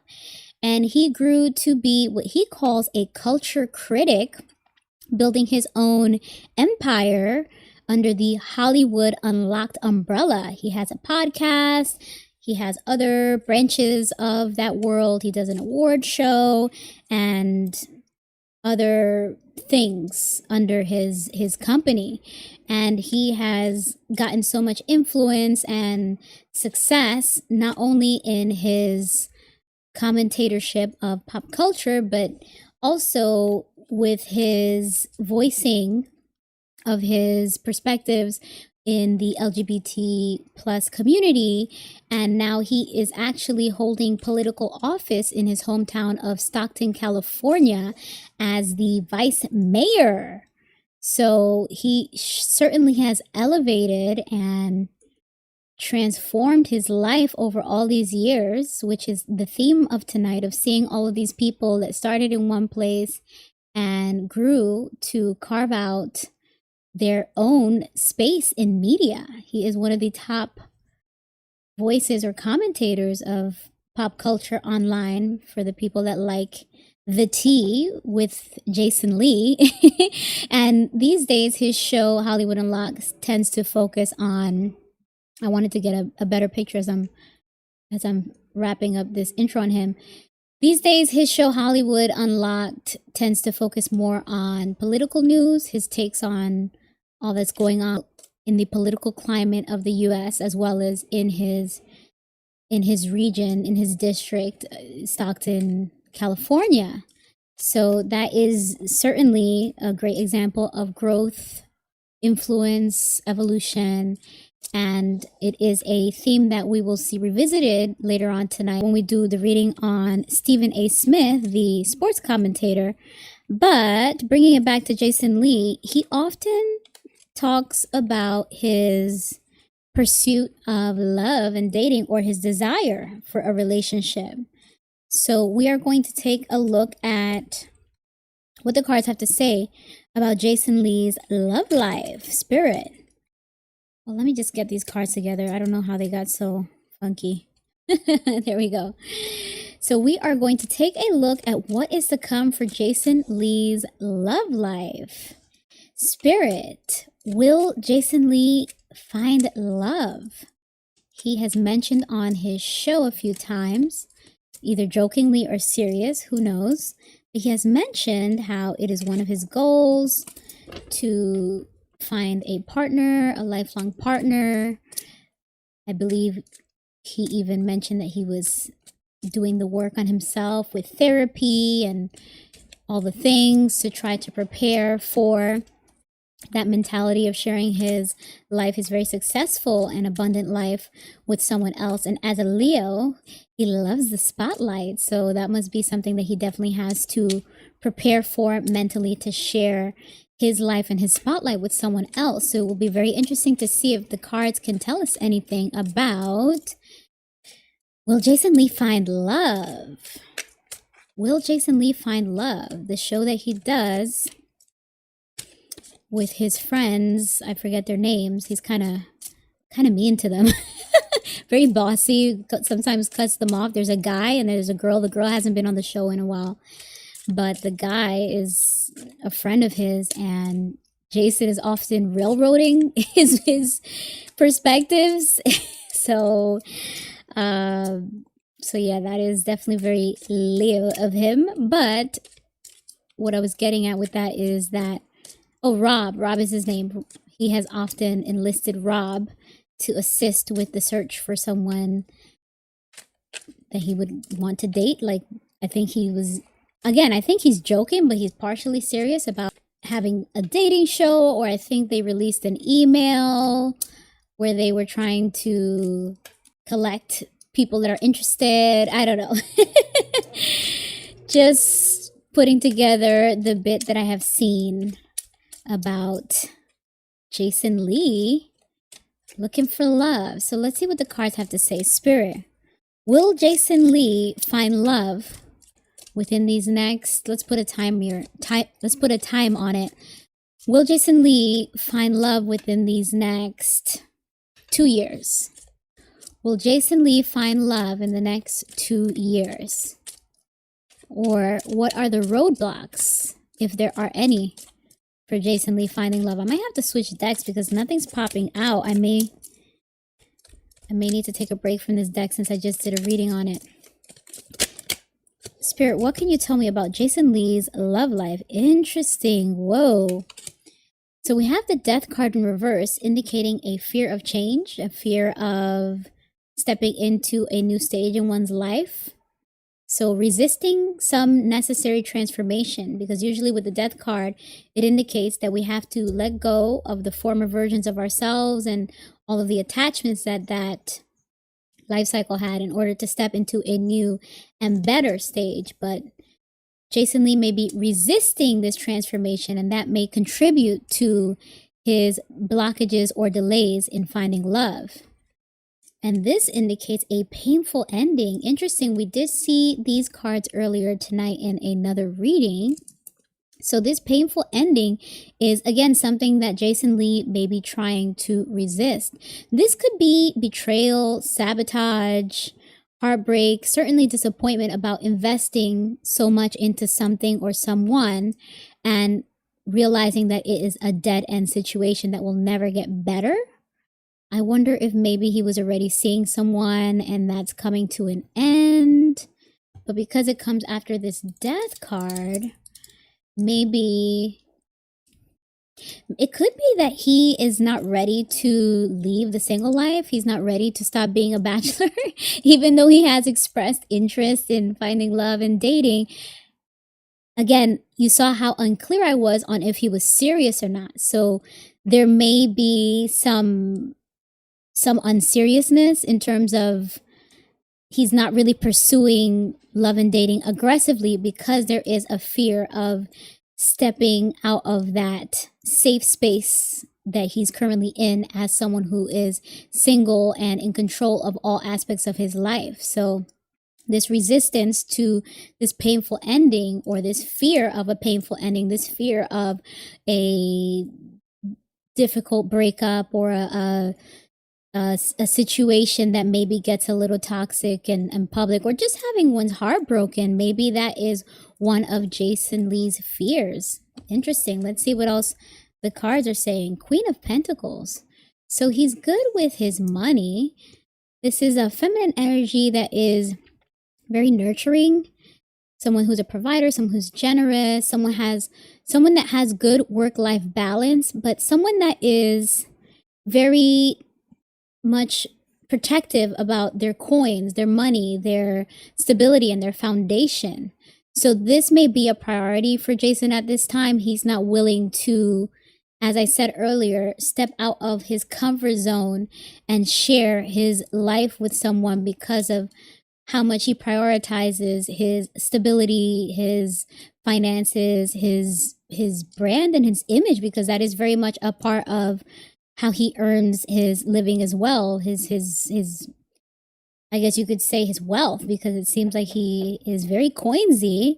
So Jason takes care of his coins, and that is part of the reason that he doesn't want to deal with someone that may cause him to experience pain, betrayal, disappointment, and sabotage around some partnership or attachment to him, because then he would probably have to part with his finances as well, even if not in the alimony situation. For example, if you were to get married, it could just be having to invest in the lawyers that it takes to combat someone that might be defaming you in public and going through a whole PR thing. He probably wants to avoid the headache of dealing with the downsides of love and dating. So this is some internal work or some internal blockages that the cards are communicating Jason Lee may have in love. Interesting. Then we have the King of Pentacles in reverse, which is pretty much the opposite of this Queen of Pentacles, because in reverse, the King of Pentacles is someone in a position of authority that is maybe materialistic and greedy or cheap, which Jason Lee doesn't seem cheap, but this could indicate that he's just very mindful of his money, which we did see that here, protective of the money, but mindful of it in terms of not wanting to part with material. But what I'm getting from this is not wanting to part with the control that having these resources allows him. And that actually makes a lot more sense in this row. That is part of stepping out of this stage of being a bachelor and being single, is that you have a lot of control and power over your life. And so this King of Pentacles indicates, because Jason Lee prioritizes his finances, he does not want to give up his control. And that is something that he fears that he might have to do in a relationship. So let's get a few more cards out here. Ooh, the Devil card. But actually, since it's in reverse, this is actually a good thing. So indeed, Jason Lee may be doing the work, as they say, doing the shadow work to improve upon whatever bad habits or bad attachments he had. This could have even been bad influences, but when we see the Devil card upright, this indicates lust, attachment, vices. This is all of the bad things. And so when it's in reverse, you are stepping into a stage of healing or recovery from a lot of that and trying to be your new and better self. I believe Jason said that he is now sober. So I don't know if he had experienced substances in the past or if he just means alcohol, but whatever that addiction or attachment may have been, it seems like that is one of the things that he has given up or improved upon in order to be his best self, his better self.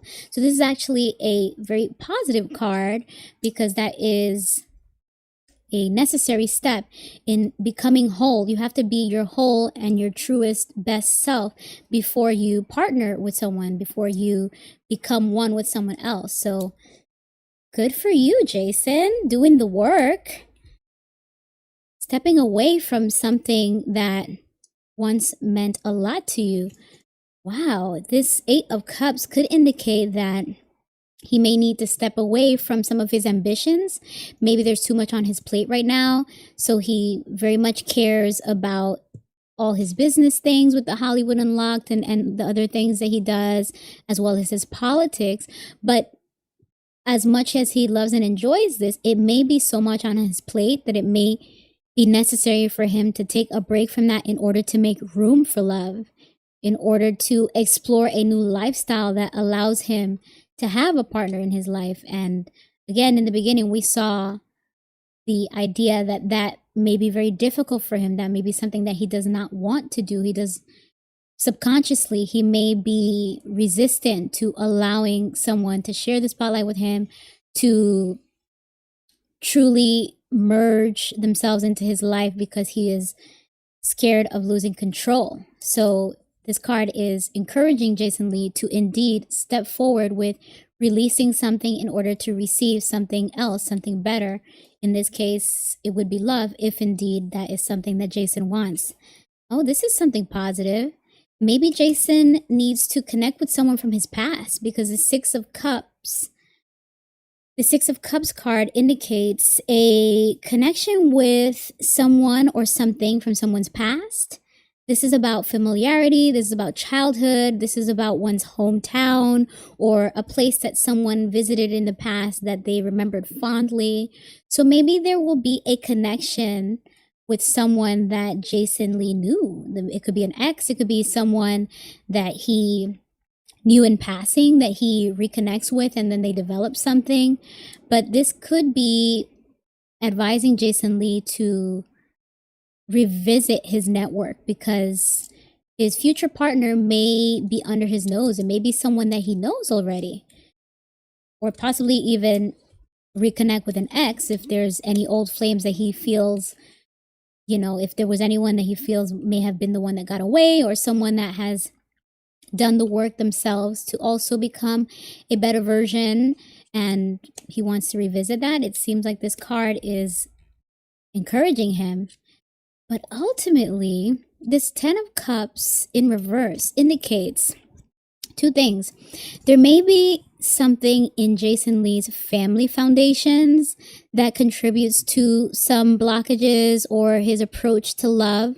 This resistance to letting go of control and this hesitation to truly immerse oneself in love may have something to do with Jason's background, something to do with his family, something to do with how he grew up. This can also represent the rainbow, the LGBT rainbow.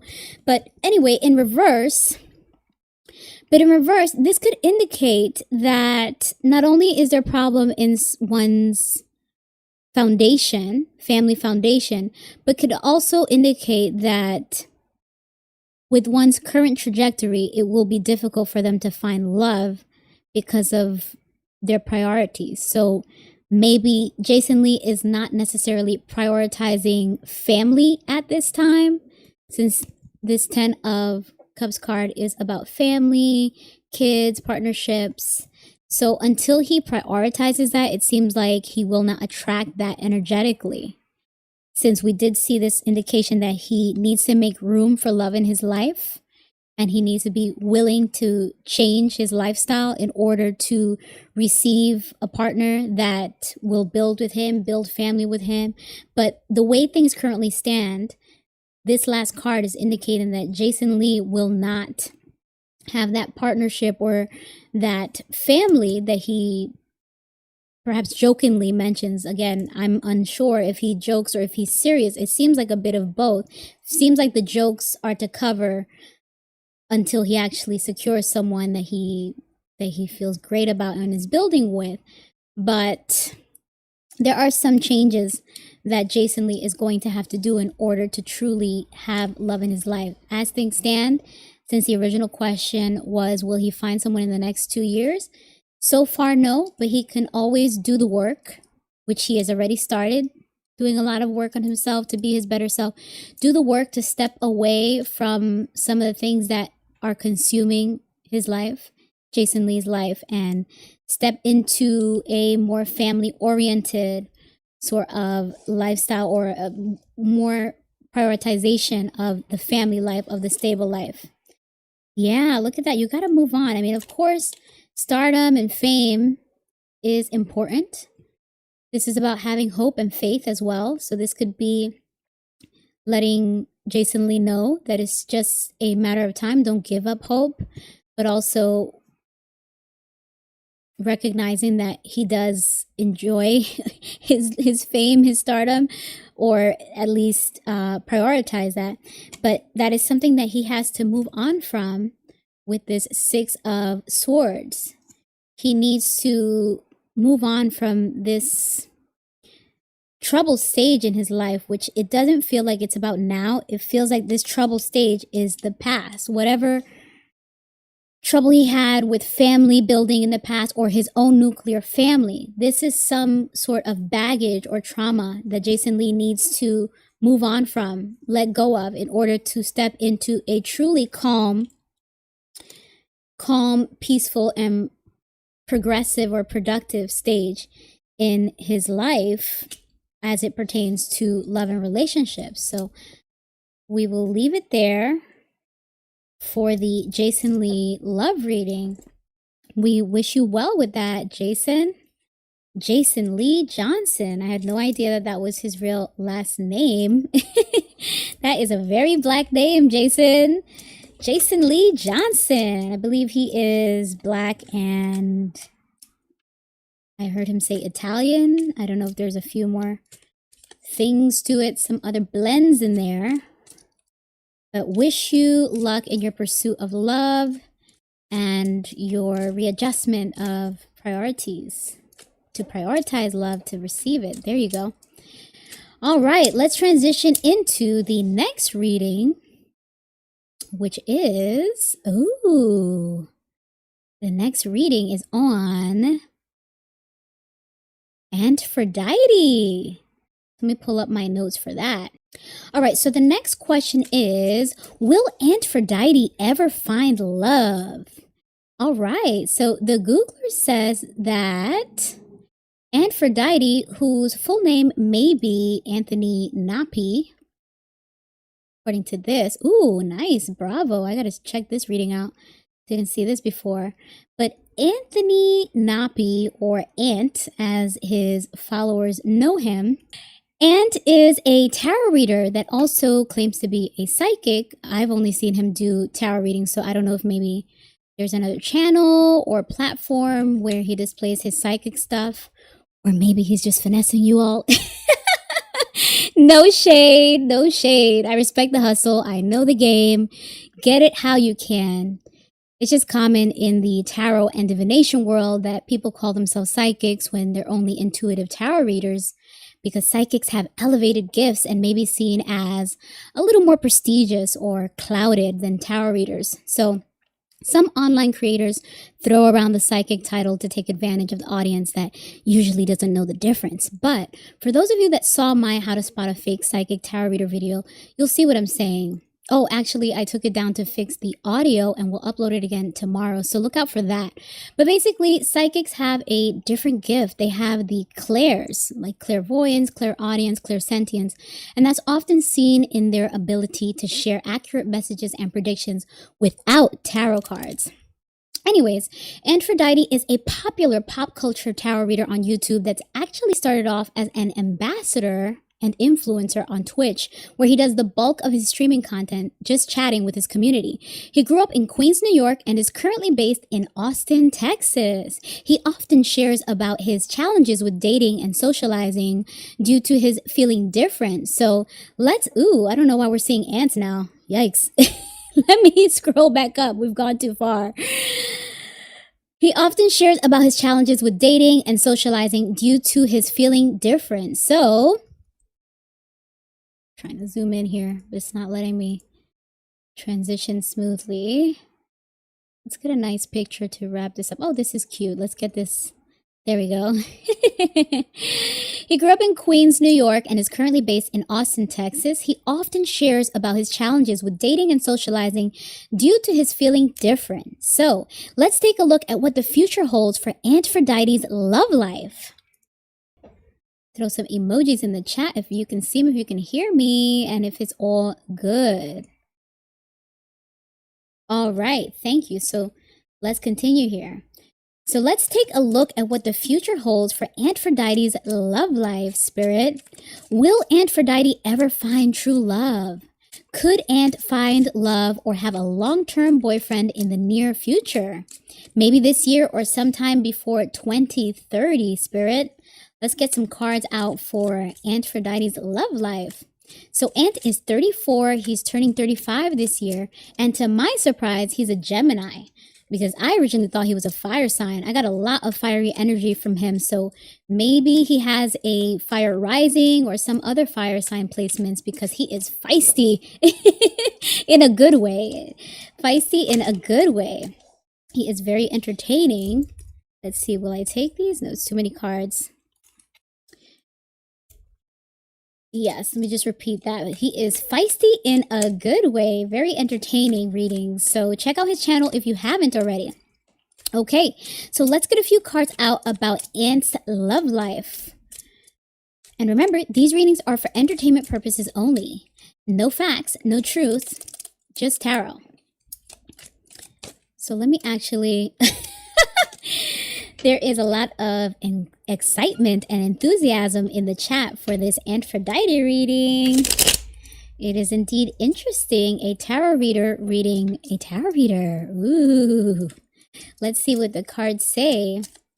And this is coming from someone that enjoys Ant and his content. So all love, all respect. Yes, indeed, Gemini. Someone in the comments said Geminis are very cheerful people. And I have often felt like, oh, I hope Ant finds love. So I'm just curious to see what the cards would say about that, since he often brings it up in his live streams. Let's see what the cards have to say. Let me just shuffle one more time. Comments are being very funny right now.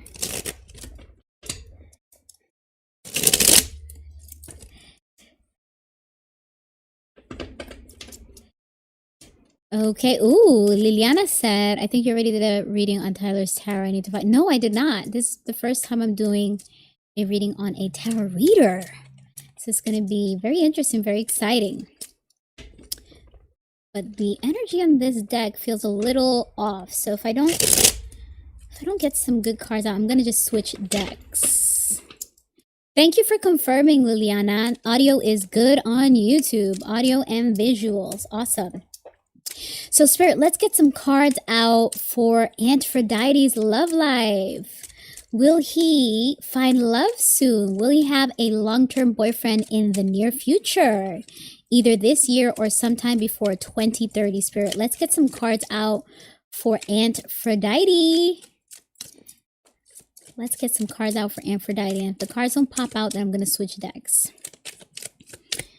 What's to come for Antphrodite's love life, Spirit? Let's get some messages out. Yikes, so many energetic blockages tonight. This is unusual. Ooh, all right, what did we get here? I wonder if I should accept this because it was face down. Let's proceed with these, and if anything, I'll just take a second reading from another deck just to compare. So the first thing we have here is the Empress card. This is divine feminine energy, someone that is nurturing, someone that creates abundance, someone that's very creative. So this may be the energy that Ant brings to the table, but it's conflicting with this Four of Pentacles energy, which is someone that's very conservative, stingy, guarded, maybe overly protective. So perhaps Ant is guarding his heart, guarding himself. He may be defensive at this time. This could also literally mean conservative with one's finances, but because it's a love reading, it more so feels like he is protective of this state of abundance and creativity that he has in his free state, in his single state. So he wants to make sure, Antphrodite wants to make sure that anyone that does come into his life adds to that and doesn't take away, which is why he's probably guarded, maybe even defensive. So let's get a few more cards out here. Ooh. But it's time for him to step into a new stage with this Judgment card. This is about purpose and calling. So it may be time for Ant to make some changes and let someone in, let his guard down. although we often hear him in the lives complain about how how difficult that can be because of how disappointing others can be. Or I think some of his stories are a lot more than disappointing. People that are just outright strange and toxic. So he's defensive for a good reason, but the universe may want Antphrodite to make some changes at this time. Ooh, King of Swords. So this is the energy of someone that may be manipulative. This is a strategist and someone that uses their intelligence, misuses their power, and uses their intelligence in a negative or off-putting way. Interesting. So it could be that Antphrodite has experienced other energies like this, someone that is manipulative, someone that may be severe and ruthless. But to be honest, it feels like this is Ant. He's very cutting with his words, because when we see the King of Swords, this is someone who's very sharp with their words, with their thoughts. So he seems to be a very direct communicator, to the point that it could turn someone off, and can come off as severe in a relationship. So that may be a hindrance to him in attracting a partner. So you have this abundant feminine energy, but then you also have this guarded, protective, conservative blockage up, and the universe is calling you to step into a better and new version or new life cycle. But part of the problem is the approach, the sternness, the severity, because of this protective shield. Did you guys see? Sorry, I just saw the screen went black, so I'm just trying to make sure that you all can see. That's why I had to move my hands to make sure the cameras weren't frozen. This stage that Ant is in.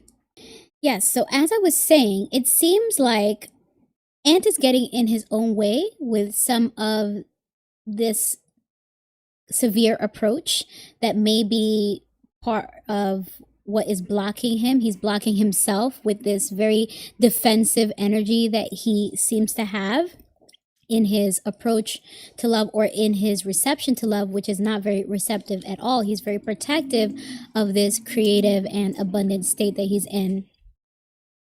Okay, so we have the Three of Hearts in reverse. Sorry, I mean the Three of Swords. So we have the Three of Swords in reverse, indicating healing, recovery. This is someone even that is in the energy of forgiveness. So this may be necessary for Ant to step into this next chapter in his life that the universe is calling him into, where he needs to heal from any past traumas that have caused him to be so defensive, or he needs to forgive. So either forgive the people that have hurt him, or to forgive himself for anything that he may still be beating himself up for. There is something that is blocking Ant internally and mentally, that is not allowing him to progress into elevating himself to this heightened version of himself, the more attractive version of himself that would be in alignment for love, for partnership. Interesting. So we have the Nine of Pentacles in reverse, indicating someone that is independent to a fault. So this independence, self-sufficiency is to a level of excess, to where it is, again, off-putting, pushing people away. If you are putting out the energy that you don't need anyone, then it seems that this card is communicating that you will not continue to attract someone, or to attract abundance in all areas of your life. So he seems to be very hyper independent, which is an extension of this very defensive and guarded state that he's in, because of whatever past traumas that he's supposed to heal from and move on from. This could also indicate false success, some sort of failure, financial failure, but it more so feels like you've invested in something and it didn't go right. And that doesn't always have to be financial. This could also be you've invested your energy in something and it's not quite bearing the fruit that you wanted or expected at this time. But I more so felt that as soon as I saw this card, this indicated hyper independence to the point that it is a problem and contributing to the blockages that Antphrodite is having in love. Ooh, Queen of Wands. Fierce and fiery indeed. Now, it's positive because it's upright. So this is the feminine energy of someone that's very confident, courageous, charming, determined, focused, warm, radiant. This is a very attractive person. So I wonder if this is encouraging Antphrodite to be this, to be his best self. And we know that he enjoys his feminine side. So maybe this is actually just to encourage him that he's on the right path to continue in his feminine, since we did see both of these cards in this reading strongly indicating feminine energy in order to attract the masculine that he is perhaps attracted to. Just beware of being catty, Ant, because it could set you off balance if it's too much, if it's not, even though we all have feminine and masculine energies, depending on what you're trying to attract, you may need to have a certain balance where you don't overdo it with one energy over the other, which a lot of the reading seems to be indicating reaching some sort of balance in order to attract love. So stepping into this stage of attractiveness, which also is very much about independence. This is something that may be necessary, but it also could be reinforcing that this is the energy in which Antphrodite feels that he's thriving. He feels at his best being independent. So maybe the card is saying that now's not the time for love. Maybe now is the time for him to continue with his ambitions, with his career pursuits, whatever that may be, and allow that energy to eventually attract a partner after he does this healing work and allows himself to let the guards, the blockages, the defensiveness come down. Let that ice shield thaw and be the more warm, the more attractive, the more joyful version of himself, which it seems kind of contradictory, because if this is stating that he feels at his best when he is just focused on his projects, being creative, and sorry, I just went blank. Okay, yes, I saw something on the screen that was distracting. He feels at his best self when he is independent, when he is standing on his own 2 feet, and that some way that is going to attract this person. Seems a little contradictory. So let's see if we just get some clarity here from the last card. Now that didn't feel like it's for him. Page of Pentacles reversed. This is the energy of someone that is blocked, someone that may be materialistic or greedy. This is perhaps someone that he's trying to avoid, but this Tower moment indicates a necessary disaster. So this is something unexpected, but something that Ant may be able to rebuild better from. This is something also, something long-term. So it could be something to do with housing. Maybe Antphrodite has to move in order to find his partner, or maybe he has to change his priorities if his priorities are career. I felt a little off with these 2 cards, like it might not be for this reading, so I'm going to put these aside and just have a look at the bottom of the decks. Yikes. Okay, so not the best, but I think we could turn these frowns upside down. So after we did see these, which is probably a concern for Ant, where he does not want to deal with someone that is greedy, materialistic, or lazy, but this could at the same time indicate that the focus that Ant has on his career ambitions may be contributing to blockages, because he's working so hard on something that in the long run may not be rewarding, at least not in the social aspect in his love life. Spending all the time working is not allowing him to meet someone, is what we can interpret from this Page of Pentacles reversed, and this Tower card, as I said before, indicating some unexpected disaster, but ultimately it's necessary to rebuild a stronger foundation.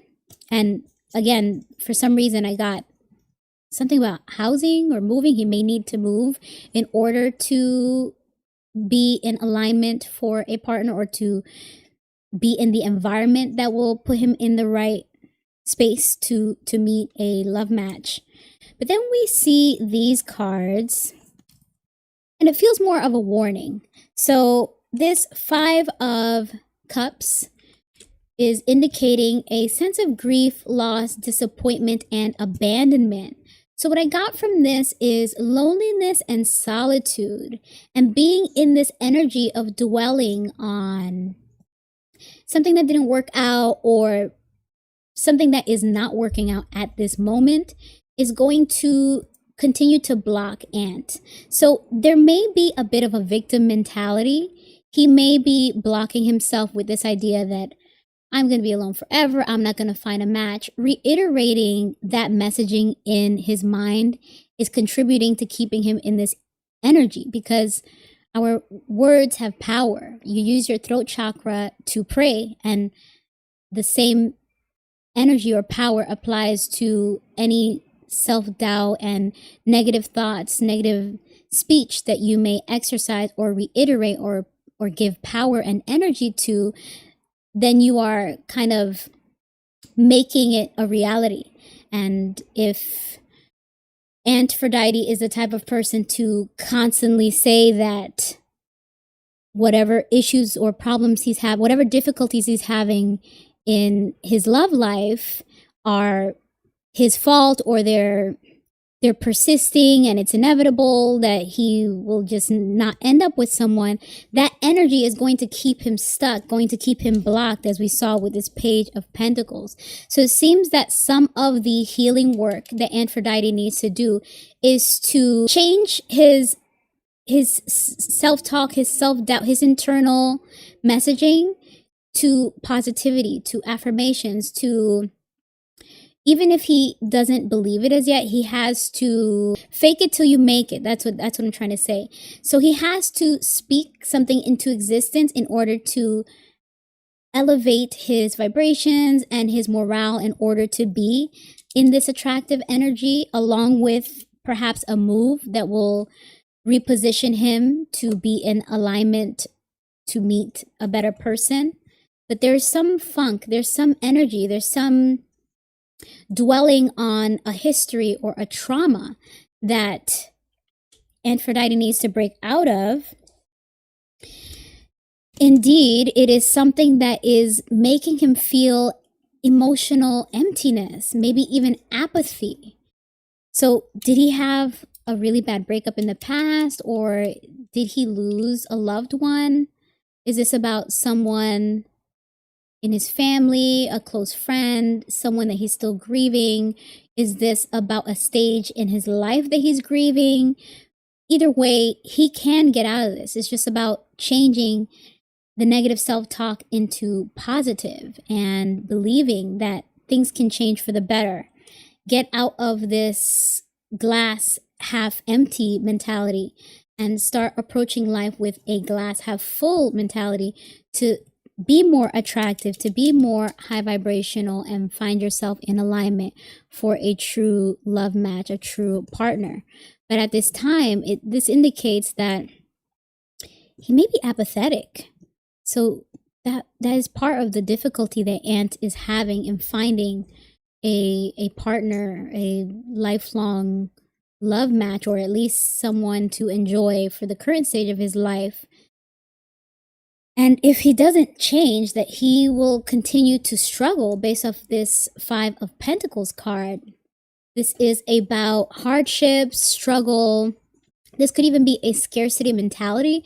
So again, when I saw this 5 of Cups earlier, I indicated that there is a victim mentality, and this is somewhat an extension of that. Just the expectation that bad things happen to me. I am not worthy. This cycle keeps repeating. I shouldn't expect better. This seems to be negative self-talk that Antphrodite needs to break out of, because he keeps on giving this negativity power.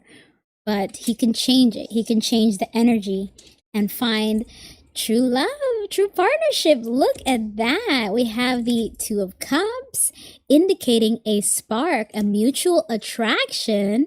And we have the Ace of Pentacles. This is a new opportunity for abundance and prosperity. So while it's usually about career and growth and financial, someone just said something in the comments, he definitely does down talk when talking about love. I don't really remember him saying anything positive about love.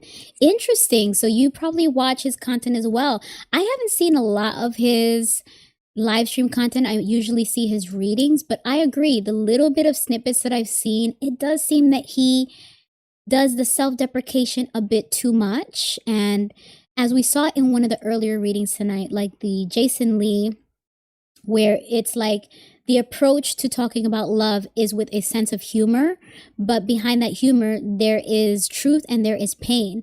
They're trying to use the humor to mask this harsh reality that they fear they're living, or that they are trying to downplay to make it seem like, oh, I'll get to love when I'm ready, you know, but there's something that is blocking oneself with that kind of repeating that speech, repeating those ideas energetically. It's not an attractive energy, and you are giving it power. But again, if he changes all of this, these cards indicate that Ant can indeed find someone that he has a spark with, someone that is mutually beneficial, someone that's on the same page, someone that is his twin flame. Very interesting. And this is someone that he can grow with, someone that he could continue to thrive in his abundance and his creativity with, someone that will add to his life, not take away.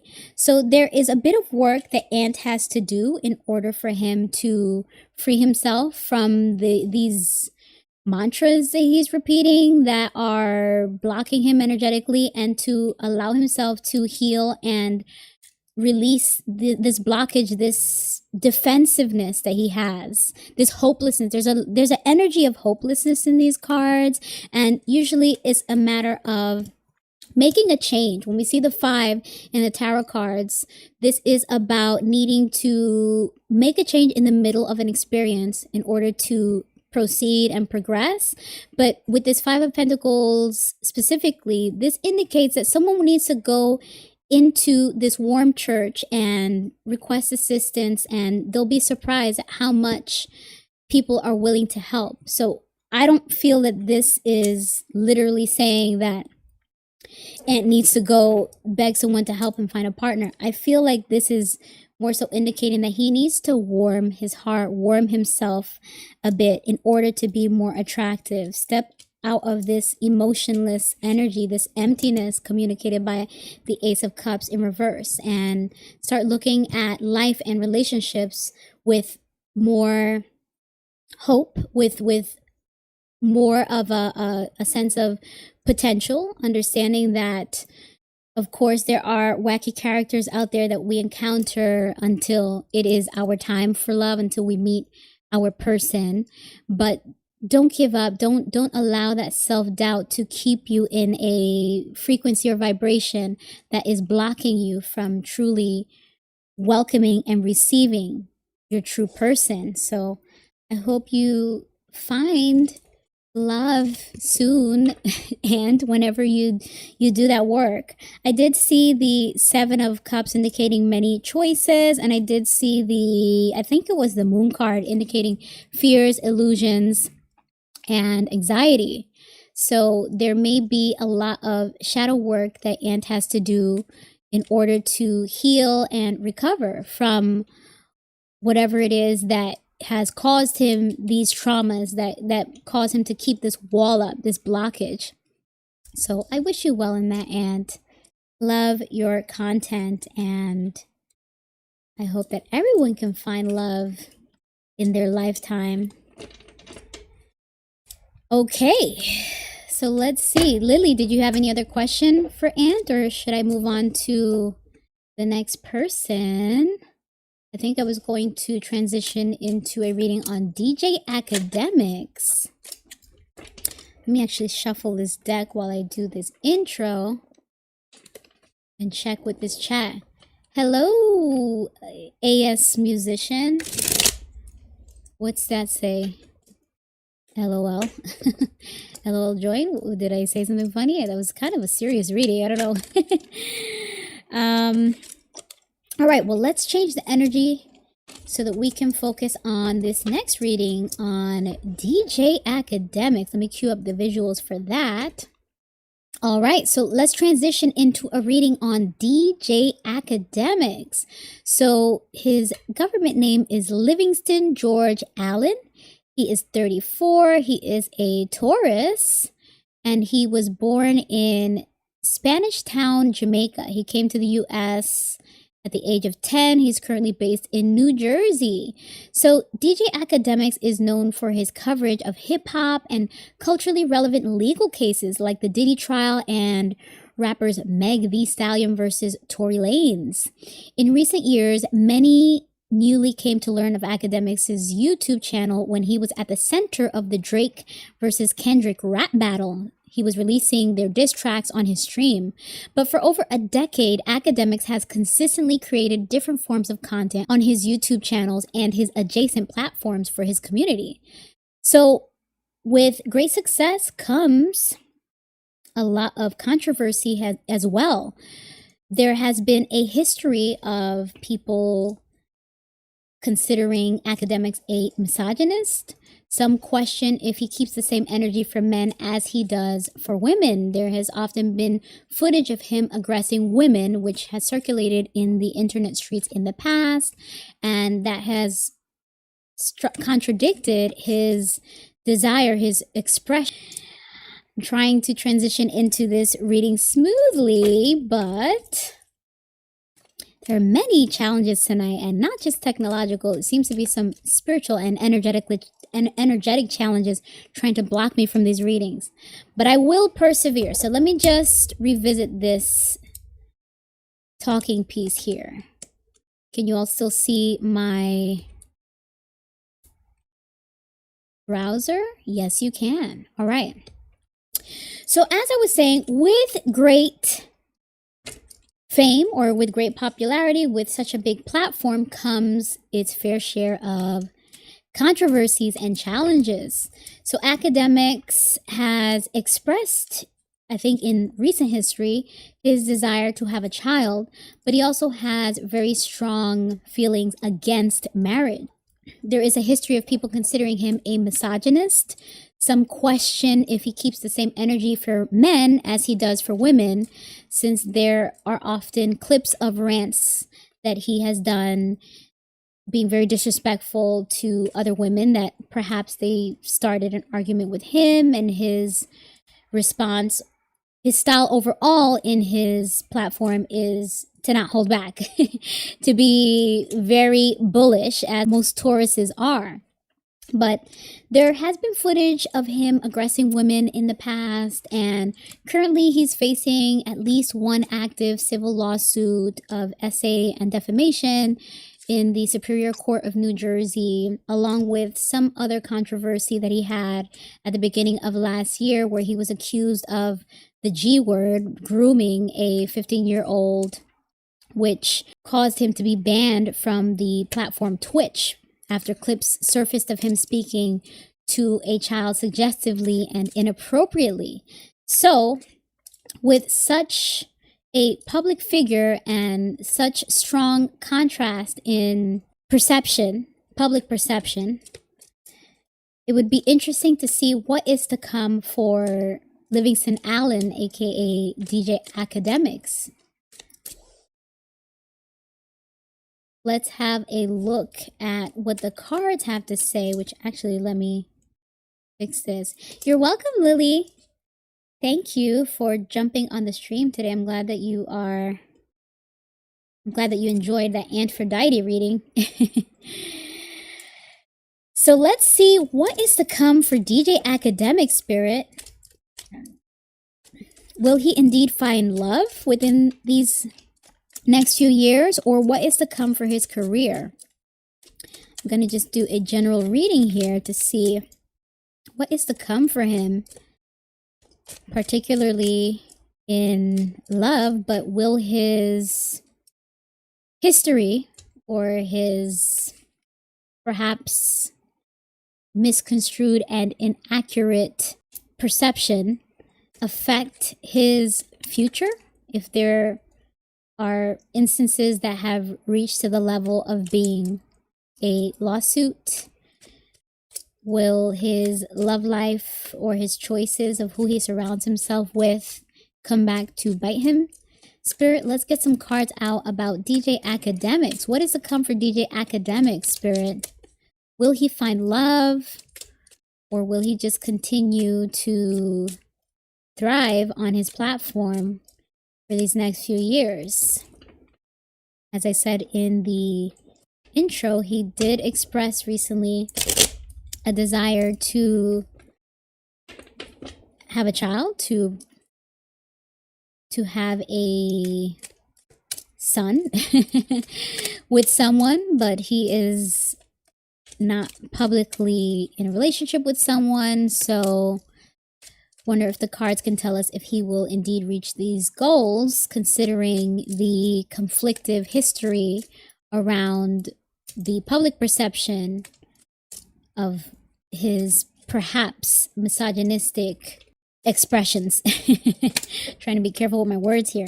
And just remember, these readings are for entertainment purposes only. No facts, no truth, just tarot. So let's get some cards out for DJ Akademiks. Gonna give it one more shuffle, and if I don't get any cards popping out, then I will just switch decks, because I've done quite a few readings on this deck already tonight. So Spirit, what is to come for DJ Akademiks? Oh, this is a good card. This is the Queen of Cups, and this indicates someone comforting, someone that is very healing, someone that is caring, nurturing, supportive. This could either be a motherly figure. This is someone that is already in his life, already in DJ Akademiks' life, or someone that may be coming into his life. Interesting. Let's get some more information. Okay, so getting on the other side of conflicts and competition with this Five of Wands in reverse. And I'm feeling energetically some hesitation, as if these cards are not for him. I felt like I had shuffled, but something is telling me that I might need to switch decks. So let's just go for it for now. And if it continues to feel off, then I will just switch decks. But there is something about moving past conflict, drama, arguments.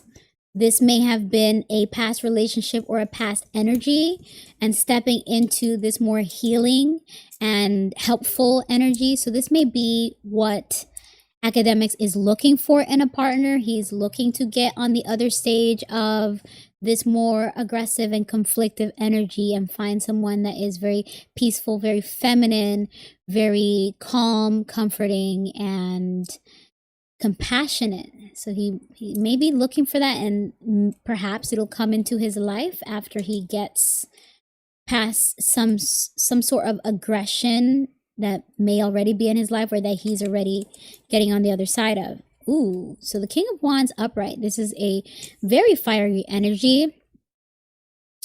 Oh, one moment. We're seeing a comment. The loneliest, let me see if I can say this right. The loneliest love life. That's a long name. I'm sorry if I'm messing it up.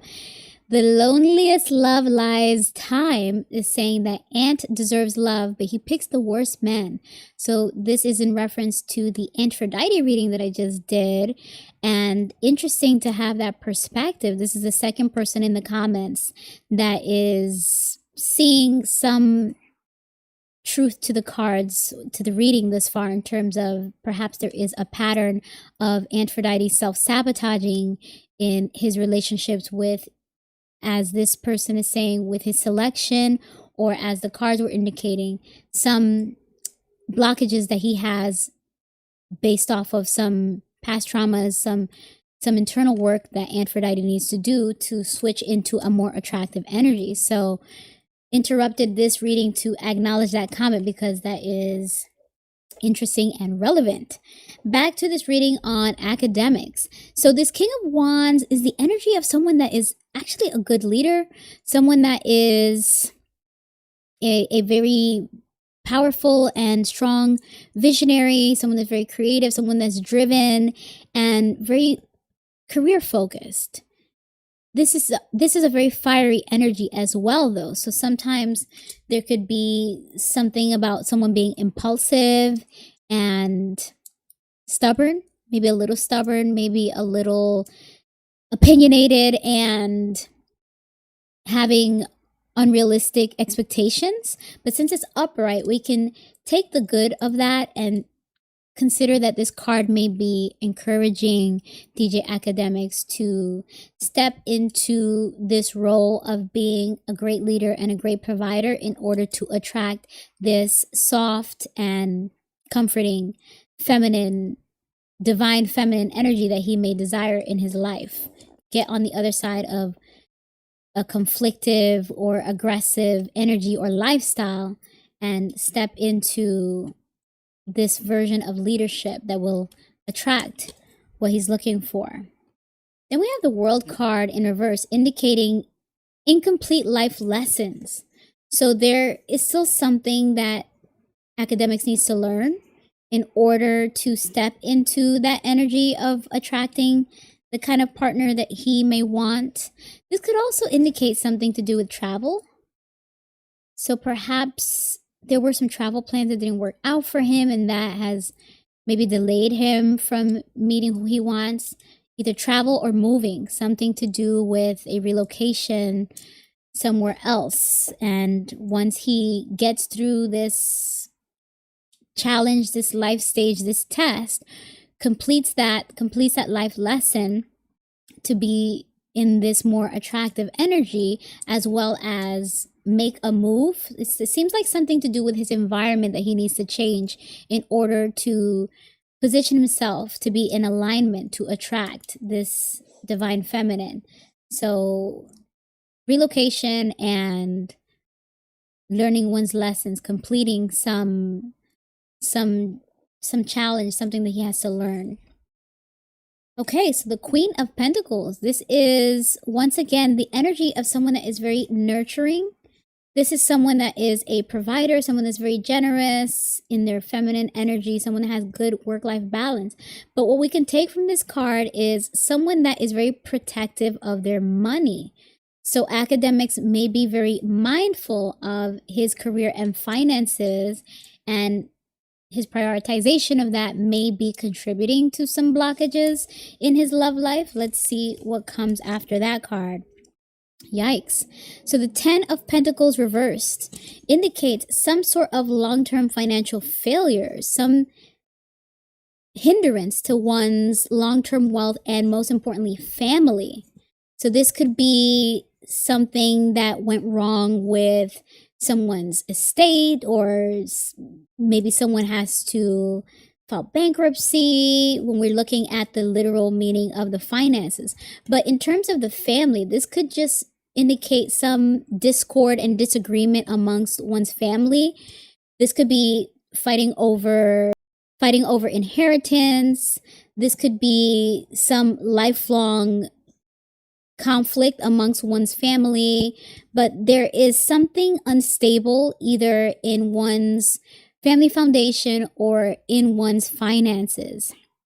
And it's something significant when we see the 10 of Pentacles, because this is the maximum card that we see in the suit of Pentacles. So I wonder what this could be. This indicates financial trouble, maybe a really bad investment, something that turns into a financial failure, something that will impact his legacy long term and his overall wealth. I wonder what that could be after these kinds of cards, because it started off feeling like a love life reading, a relatively positive one, but now there is indication that something may go wrong in his career and finances, but especially something to do with family, probably based off of his priorities.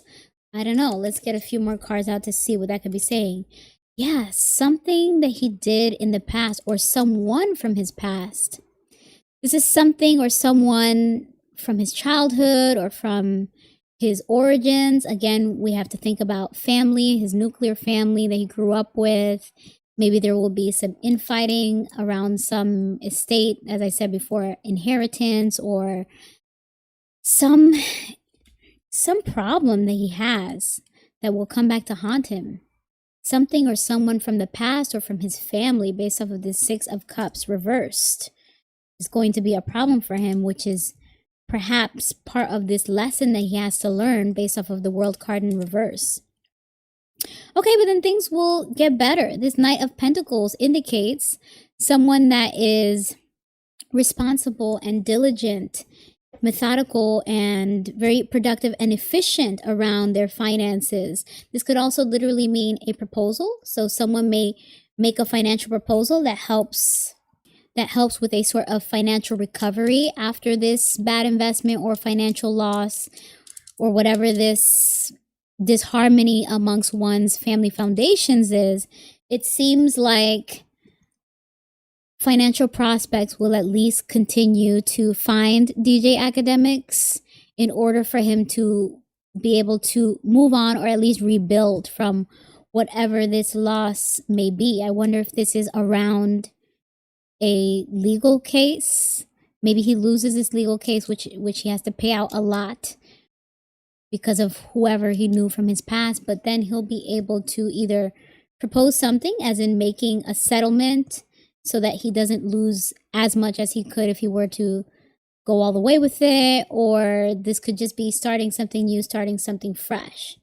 So it was a mixed bag with these cards, but I will go ahead and pull some cards from another deck just to see if it feels more aligned to the energy that I was getting from DJ Akademiks images when I was sourcing images for the thumbnail for this stream.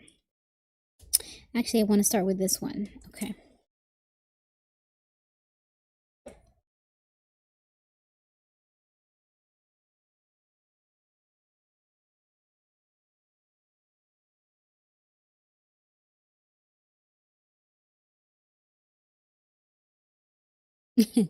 Thank you all on the stream for your patience and understanding.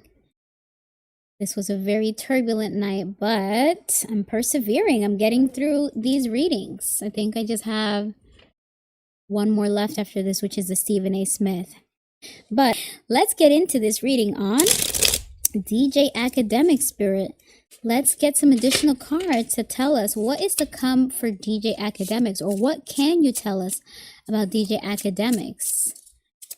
Who is he really behind the scenes, since there are so many strong and conflicting accounts of how he is perceived? There is the fan base that thinks he is great at the topics that he covers, and then there is a group that side-eyes him, thinking that there is a history of questionable behavior, perhaps even misogynistic and predatory behavior, allegedly. No facts, no truth, just tarot. So let's see what fell out here. Ooh. Uh-oh. I don't know what that means. This is a new deck. So let's see. The first one here is this beauty card in reversed. It says ugly spell, beauty spell, but in reverse it means that it's not working, as if to say glamour magic or some sort of illusion is no longer being upheld. However one person was perceived is not the truth. It's not the reality. Which, when we see this illusionist card in reverse, indicates that indeed there was some illusion that is no longer working. So this may be indicating that Akademiks may have been perceived in a certain way, in a positive way, but it may be a matter of time before that mask or that veil falls and the reality is revealed, that he is not the... he's not the most positive version of how he is perceived. We have this dirt digging invasive nosy card indicating that someone may be digging up dirt on him. And I don't know, was this in reverse? I think it was upright. So there may be someone that will bring some unsavory things to light about him, which is what's going to contribute to the veil falling, the perception or his image being disturbed based off of those first two cards. And then we have this beta card, which I don't really know what that means. This is a new deck, so I'm not familiar with this term. Upright, it says friendly, helpful, non-confrontational, reliable. So I guess in reverse, this means a person who is not these things. If we just do a more higher level interpretation, this could indicate that as these earlier cards were indicating, things are not as they seem with DJ Akademiks. He may have some positive perception out there, but there's something that will come to light to unfortunately tarnish that and allow him to be seen in somewhat of a negative light. And it may be something around a woman. But let's see. I think, and by the way, I think this card actually came out before this dirt digging thing, but let's see what else I get out here. Interference, peace, harmony, calm, intrude, hinder, block. Maybe there is a third-party situation or someone that he was entertaining romantically that may have had ties and attachments to someone else. That might be who comes forward. Let's see. Guarded, someone that's very guarded. Quagmire. Entrapment, setup. Yikes. So we have these two cards where it indicates that someone's going to find themselves set up. In this case, we could assume that someone might bring forth some news or some scandal, some dirty information to set DJ Akademiks up, and it has something to do with some entanglement, I don't know if it's a relationship or some triangulation, some three-party situation based off of this previous card that said interfere, intruder, hinder, and block. But I'm just going off of the visuals since, again, I'm new to using this particular deck. I was just having some fun with it. And what once felt like security and stability with this guarded card instead is going to feel like unstable, insecurity in terms of there will be a disturbance to Akademiks' life from whatever information comes out from this romantic entanglement or this triangulation.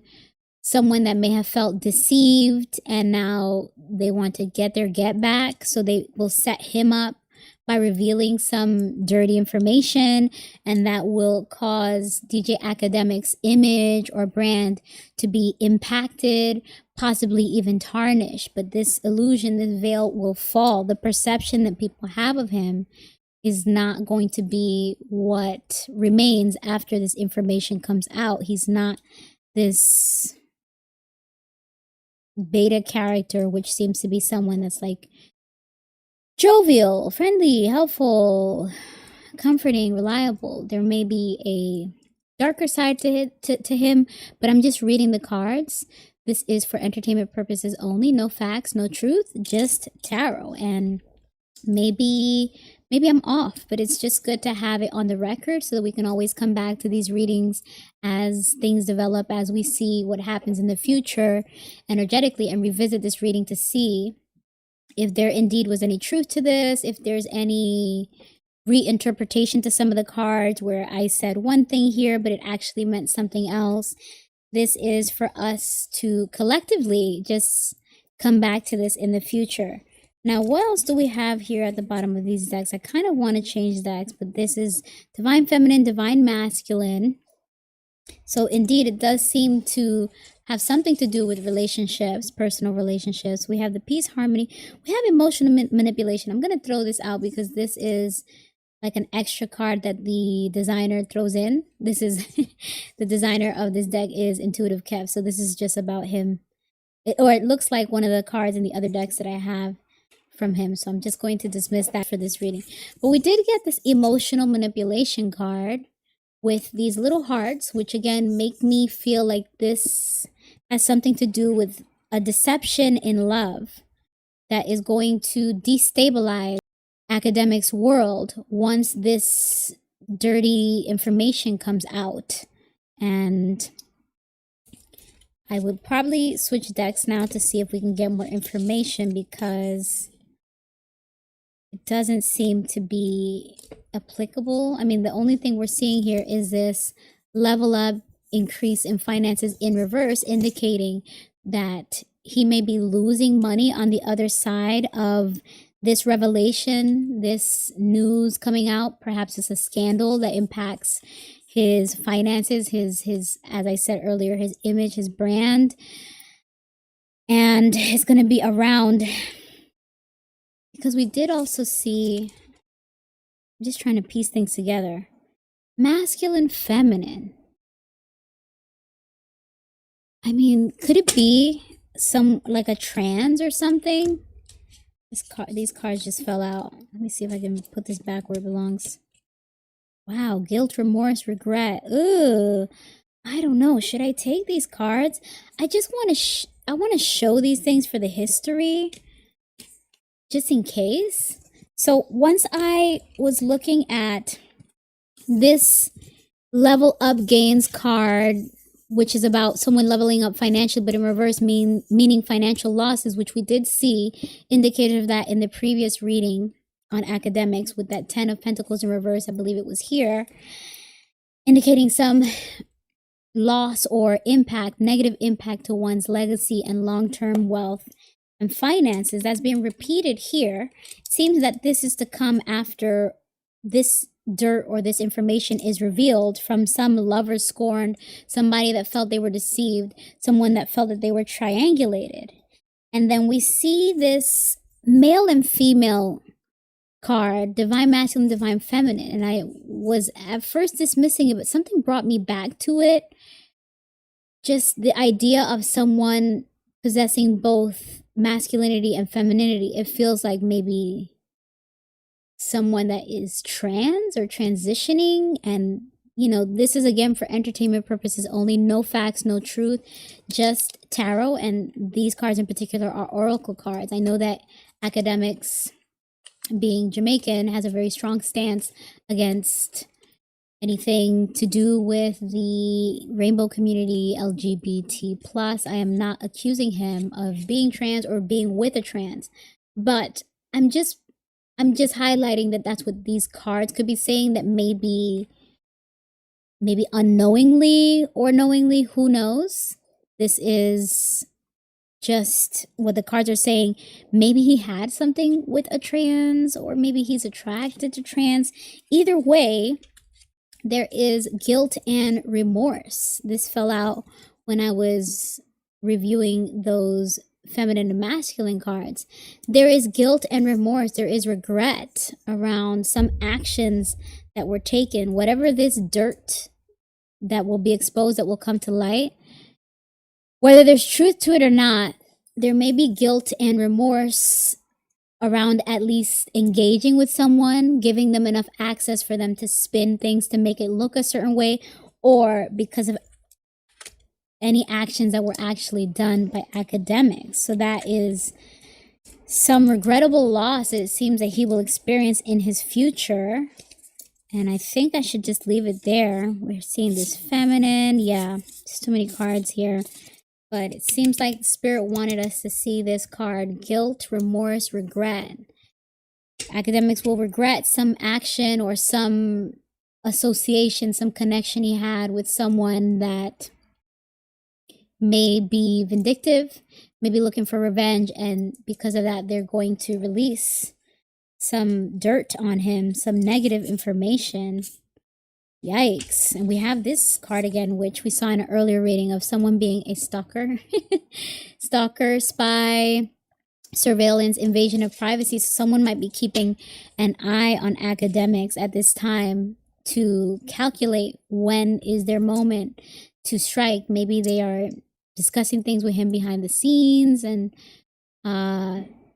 when I think back to some of the cards in the earlier reading, we did get two queens. I think it was the Queen of Cups, and we saw the Queen of Pentacles. We also saw the King of Wands here.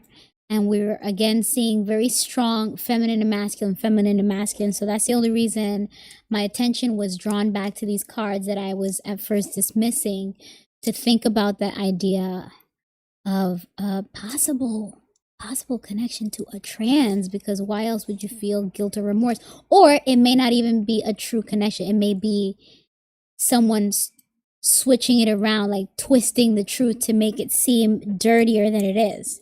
But we're seeing feminine and masculine, feminine and masculine. This is a repeating theme in the previous reading and this current reading around love. So remains to be seen what is the truth, what will truly come for DJ Akademiks. But we wish him well. His followers wish him well. May it not be true. Let's hope it's not true. But either way, we will come back to this reading in the future to see if it aligns with whatever comes out of the lawsuit or whatever new developments find him in the future. And I'll say it one more time.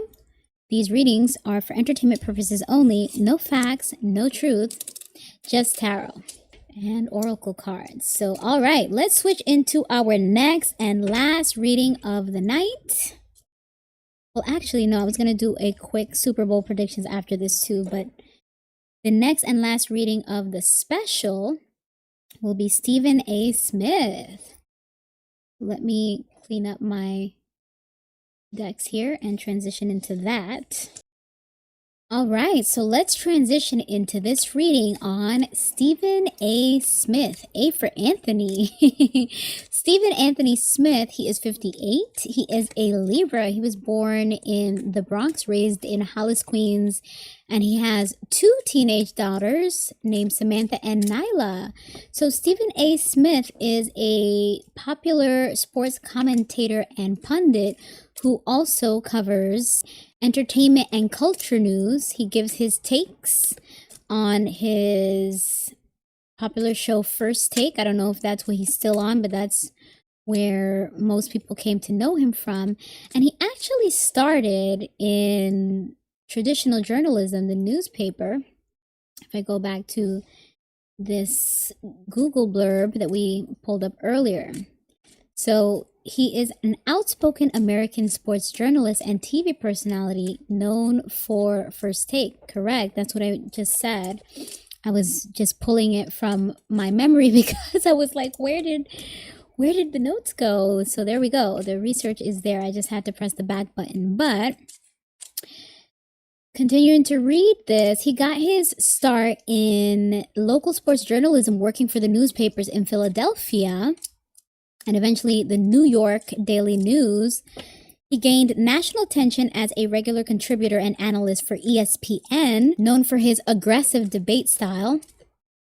And his career exploded with his role on ESPN's First Take, as we said earlier. His confrontational debates with Skip Bayless and later others made him a dominant must-watch personality in sports media. But as I said earlier, his takes have transcended just the world of sports. He now gives his takes on all things entertainment media and even a bit of politics, it seems.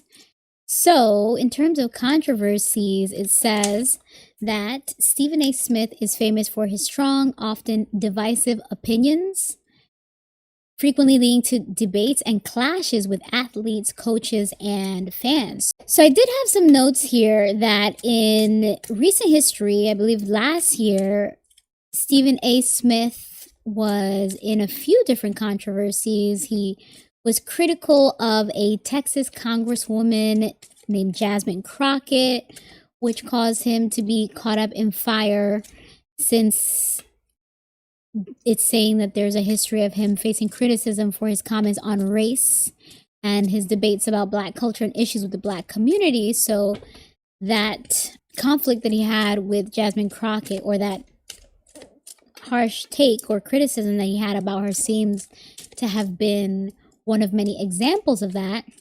He also had strong criticisms of the goated tennis player Serena Williams, who Stephen A. Smith was very critical of the GOAT tennis player Serena Williams for dancing at Kendrick Lamar's Super Bowl performance as a diss to her ex Drake.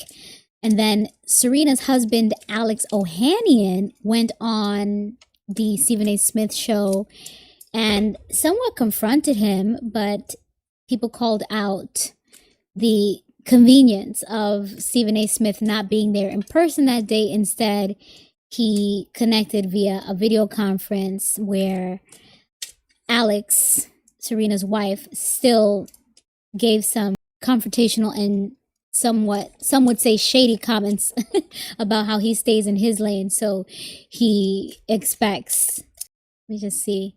See, the thing is, because I wanted to bring you all this stream sooner than later, I didn't get a chance to finish all of my notes. So I'm struggling because I'm pulling things from thin air. And as I said, at these hours, things tend to get a little messy, a little overlapped in my beautiful shiny brain. So I'm just trying to fill in the blanks of whatever I could not complete earlier and make sense of it. So what I was trying to say there is Alex came on the show, somewhat confronted Stephen A. Smith, and pretty much the gist of what he said was, I stay in my lane as a business owner speaking on business things. I expect you to stay in your lane speaking on your things, because I think he said, he called him out for not even being married, or he asked him, are you married? He did it much smoother than the way I'm describing it. So let me try this one more time, because I don't want to have to record voiceovers later. I just need to chop this up and start over. So one of the many controversies we saw last year was when Stephen A. Smith criticized the GOAT tennis player Serena Williams for dancing at Kendrick Lamar's Super Bowl performance last year as a diss to her ex Drake. And then Serena's husband, Alex Ohanian, went on Stephen A. Smith's show, where he conveniently wasn't even physically present. He joined that episode via video conference, and Serena's husband, Alex, confronted him, asking him if he's married, and then what some people consider throwing some shade, saying that, well, you're not married. I'm a business owner. I stay in my lane speaking about business things.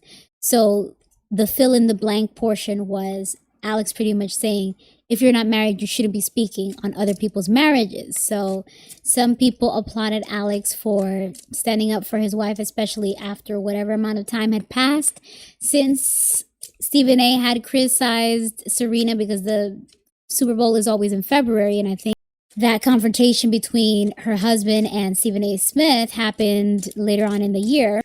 But that is just one of many examples of the many non-sports takes that Stephen A. Smith gives that often allows him to find himself in controversies.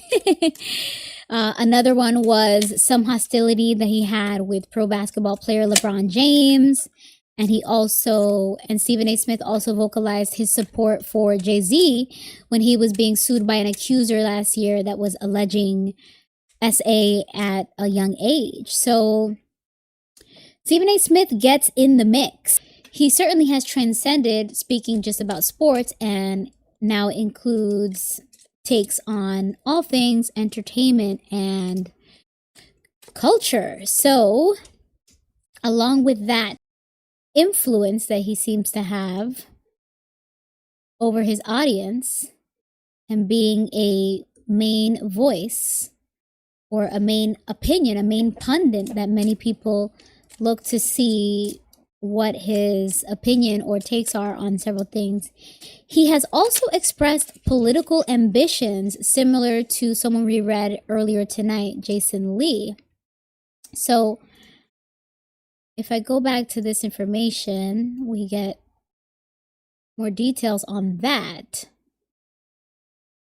So in terms of political commentary, it says, in recent years, Stephen A. Smith has become a vocal critic of the Democratic Party, particularly their focus on woke issues and cancel culture. At the same time, Stephen A. Smith has recently expressed political interest. He is perhaps exploring a run, as he publicly stated he's leaving the door open to a potential independent run for president in 2028, saying he feels compelled by supporters and political figures to consider it, even though he claims to have no desire to be a politician. Well, that sure is contradictory, and some people even went on to say that's cap, or that's that's false, that there are not really that many people that are clamoring for him to run for president, that he may just be exaggerating based on his delusions or illusions of his immediate circle that may be pumping him up, hyping him up to go for something that maybe the larger public is not necessarily seeing for him. So with all that background, let's transition into some readings on Stephen A. Smith to see if he will indeed run for political office and what is to come for him in his love life, since he did have that confrontation with Serena's husband, who called out Stephen A. for speaking on marriages when he himself is not married.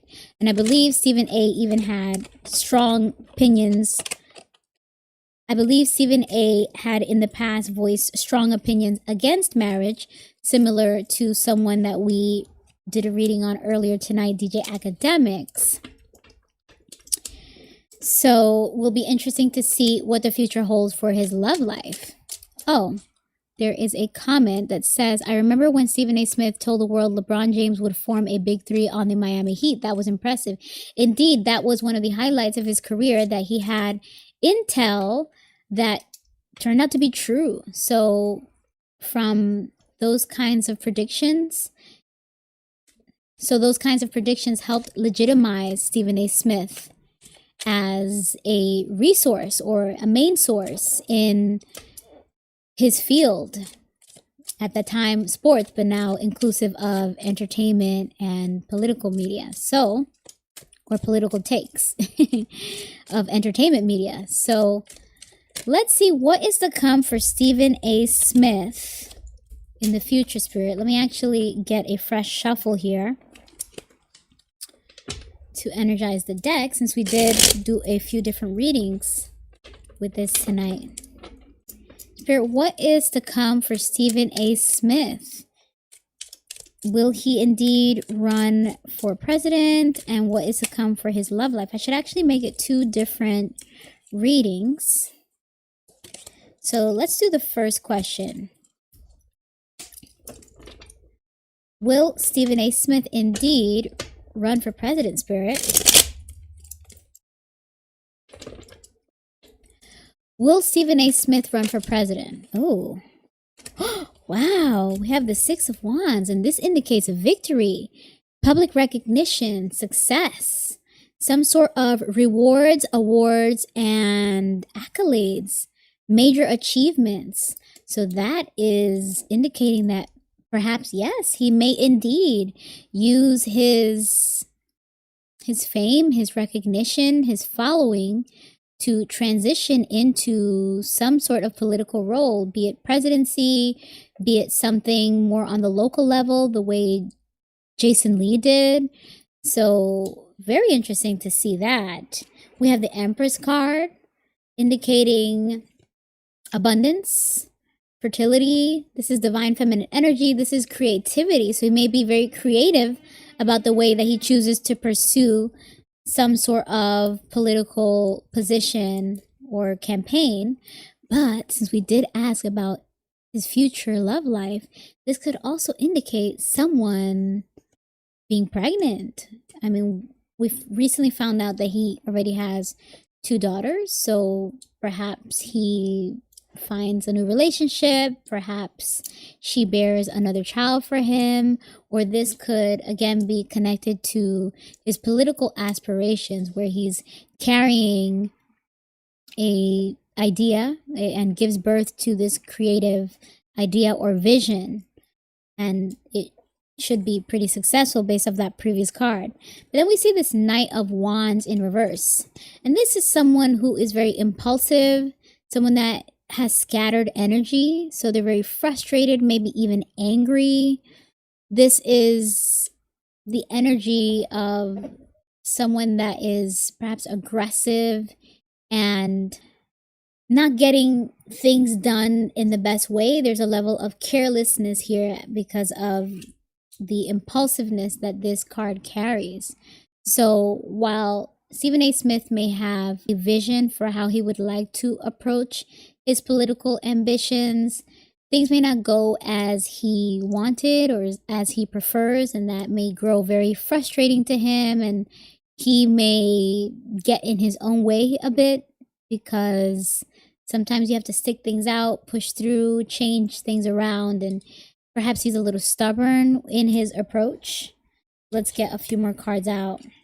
The Hangman indicates a need for surrender and sacrifice, needing to take a step back, relinquish control, and go with the flow of whatever the universe is showing you or indicating in order to change perspective. So maybe this indeed indicates a change in career for Stephen A. He may indeed take a risk, and while that risk or that plan that he has to launch this political career may not go as he thought it would, it seems like he may go with the flow of what that challenge is for him and get to the other side of that, which is sometimes the best thing to do. Instead of getting angry, frustrated, and keeping yourself stuck and blocked, you may just have to adjust and listen to the message of what the external forces around you may be sending, in terms of if there's certain blockages, you either have to go around or you have to abandon that plan and try something different. So this Eight of Pentacles in reverse indicates one's work is going unrewarded. So someone is pouring their efforts into something and it's not coming out as they would want. This is a level of perfectionism that is maybe wasting one's efforts and not bearing the fruit or the results that are desired. This could also indicate that someone's not putting in the work, which doesn't feel like that is the appropriate interpretation for this reading, since energetically it does feel like Stephen A. Smith goes for what he wants and he works hard at it. So it just more so seems like this is a disappointment in terms of something that he was working hard towards is not paying off and is not giving the results that he wants. So even if he does this political run, he may step back, indicated by this. That's why I'm doing this hand motion. He may step back and recognize that the effort is being wasted if it's not giving him the desired result. And he has many options or choices to choose from, to decide from, with the Seven of Cups. So if this political run doesn't work out, he may choose a different approach in terms of, as I said before, maybe not at the presidential level, but coming in at the local level, like a congressman, like a senator, like a mayor. He may instead decide to approach things differently once he reviews his options and decides which choices are as they seem and which ones are maybe an illusion, maybe a deception. So someone that has as many resources as he has amassed as one of the top sports commentators for this many years, of course, needs to be very careful with the decisions that they make, especially when making such a transition from broadcasting to the political space. But we have seen it done before. the current president of the United States, Donald Trump, did transition from reality television and business into being the president. So nothing's impossible. It's just a matter of timing, so divine timing, and assessments, making the correct adjustments at the right time. Okay, so there's some sort of fear, anxiety, and illusions. This is the second time we're getting this idea of illusions after the Seven of Cups. So maybe, as I said in the intro, which I was joking, trying to be funny, but there may be a illusion or delusion of grandeur that Stephen A. Smith has in terms of his prospects as a political candidate. He may indeed have a circle of people that have hyped him up to think that he could make it far in the political world based off of his existing following and reputation.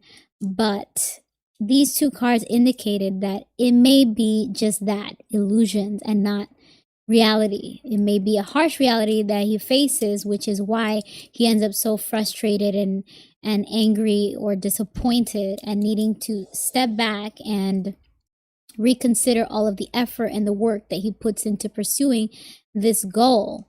Because while he may be successful in one realm, his current space as a sports commentator and journalist and broadcaster, that may not necessarily translate to the political world. While he may have a very creative approach, it may still not align with the reality of how much support he truly would have in the political world.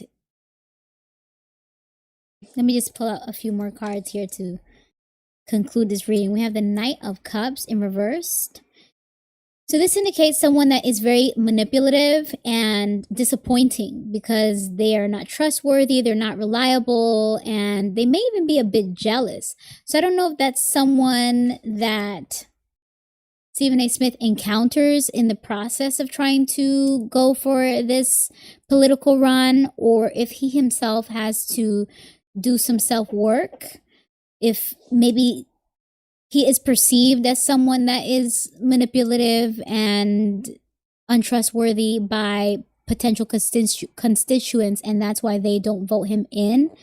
This is pretty much indicating that there is an issue with his perception or some competitor that may step on his toes if he indeed goes on a political run at this time. But again, it's not impossible. He could always pivot into a different approach, still a political approach, of course, but a different way to go about it in the future, redirect this work and this effort into a better and a more working plan. So we can just take a few more cards out. Yikes. King of Wands in reverse indicates someone that is very stubborn, opinionated, very critical, maybe even a little ruthless, but ultimately this is unachievable expectations, and this is an extension of what I was seeing here in these later cards about illusions and delusions of grandeur, unachievable expectations, unrealistic. So this may be an unrealistic run for Stephen A. Smith. If he were to go straight for presidency, it may just require him to start at a different level in his political career, and then perhaps in the future he can grow to running for president, because indeed there is a need for him to change his plan. So that is the theme of this reading, is that he needs to take a different approach because his current plan is not going to work. And this also gives an indication of not being fully prepared and having one's sights on something that is perhaps bigger than what one can chew. What's the phrase? Biting off more than one can chew. So you have these huge aspirations, global aspirations, as we see in the palm of the hand of this character on the cards. But maybe you need to start smaller, work it, build it from the ground up, change the plan, change the approach, as we saw in those earlier cards. Change the plan, change the approach. And also the communication needs to be youthful, energized, attractive, engaging. So this is part of the work that Stephen A. Smith will have to do in order to improve his opportunities to run for political office in the future. So whatever he experiences in his first approach is going to help him learn a lot for his next approach if he continues to pursue political ambitions.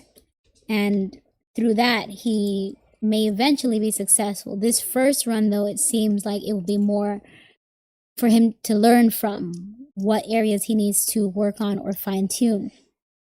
Energetically, I felt very challenged with this reading, and I think it's just because I've been streaming for a few hours. So I'm going to quickly transition into a love reading for Stephen A. Smith. Spirit, what can you tell us about the future of Stephen A? I'm just going to pull out a few cards to see, will he get married? Will we see him with a partner publicly? Because if he has 2 daughters, then that indicates that he did have a partner privately at some point. But let's see if the cards can tell us if he will love someone out loud. Spirit, will Stephen A. Smith get married?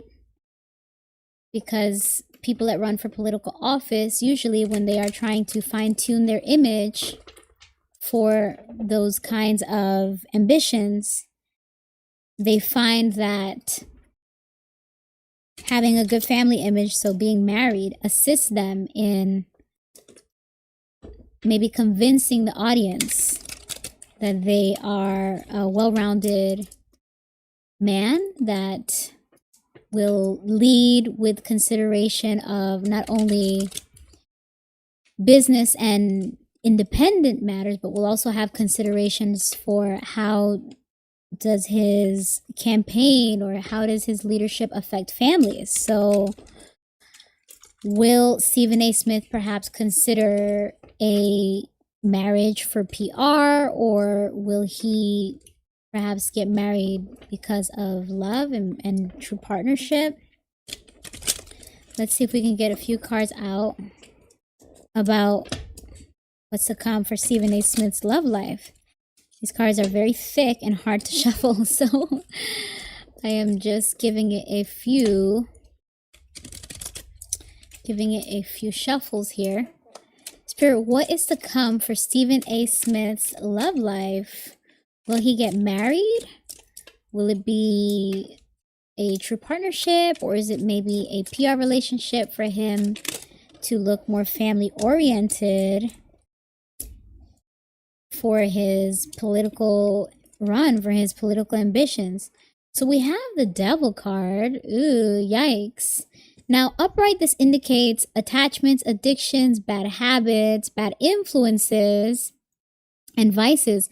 But I think we can consider it in reverse, meaning he's healing from all of that. He has recovered from any bad habits and addictions or any negative mentality that he had around partnership and codependency, since we do see these 2 characters that are locked up together in front of this figure that's supposed to represent the devil. But in reverse, it's like they're breaking free from that, breaking free from attachments and addictions. So maybe his thinking around marriage is changing or will change, which will be the first step in allowing him to welcome a partner or new love in his life. We have the Knight of Pentacles in reverse, and this indicates someone that is not reliable, maybe even boring. This is someone that is not seeing the rewards of their work, which, interestingly enough, we saw that in the previous group of cards, in the previous readings, when we had that 8 of Pentacles here. So this is repeating this idea of someone putting in the work, putting in the effort, but not getting reciprocity or not getting enough back to feel that it is rewarding, to feel that it is worth it. This could also be perfectionism.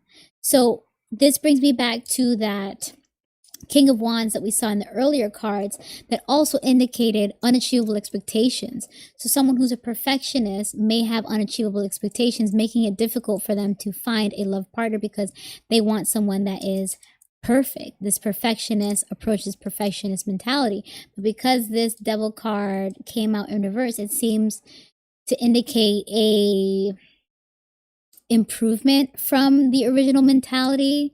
And maybe this is just one more part of that anti-marriage mentality that he still needs to shake, that he still needs to work through. So the shadow work is not completely done, but some of the more stronger resistance to marriage in terms of the mentality that was strongly resistant to marriage is probably fading or dropping. And it's just one more element that Stephen A. Smith needs to work through in order to allow love or find true love in his life, to not be so unrealistic and stubborn and set unachievable expectations. This is also continuing with this theme that we saw earlier of delusion and manipulation. So there is still some work that Stephen A. Smith would need to do in his mentality in order to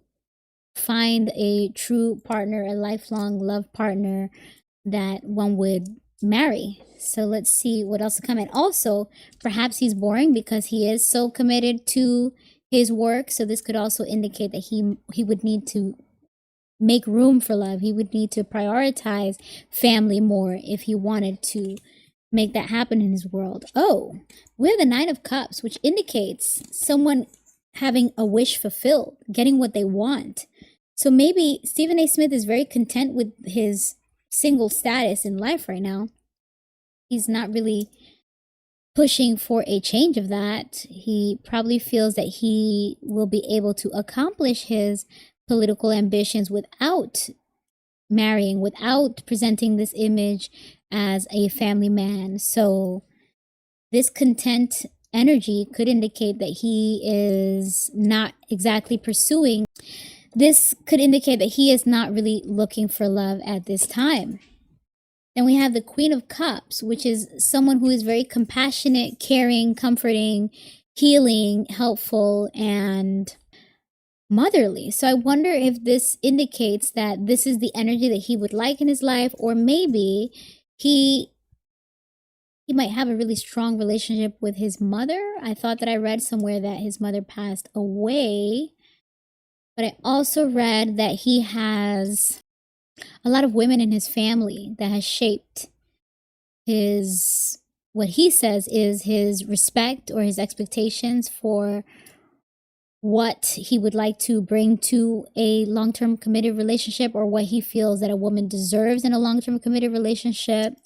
So there is a level of compassion and consideration with this card, and I'm just not clear on if this is the energy that Stephen A. Smith will be in to attract this kind of women, or if these are some of the influences in his life that allow him to feel content and satisfied with having some sort of feminine energy in his life, even if it's not romantic. He probably feels like, I'm happy with the relationships I have with the women in my family, even if it is not romantic. So I don't really feel the need to have a partner. I don't feel the need to have a wife to add additional feminine energy in my life. I'm content since it comes before that Queen of Cups.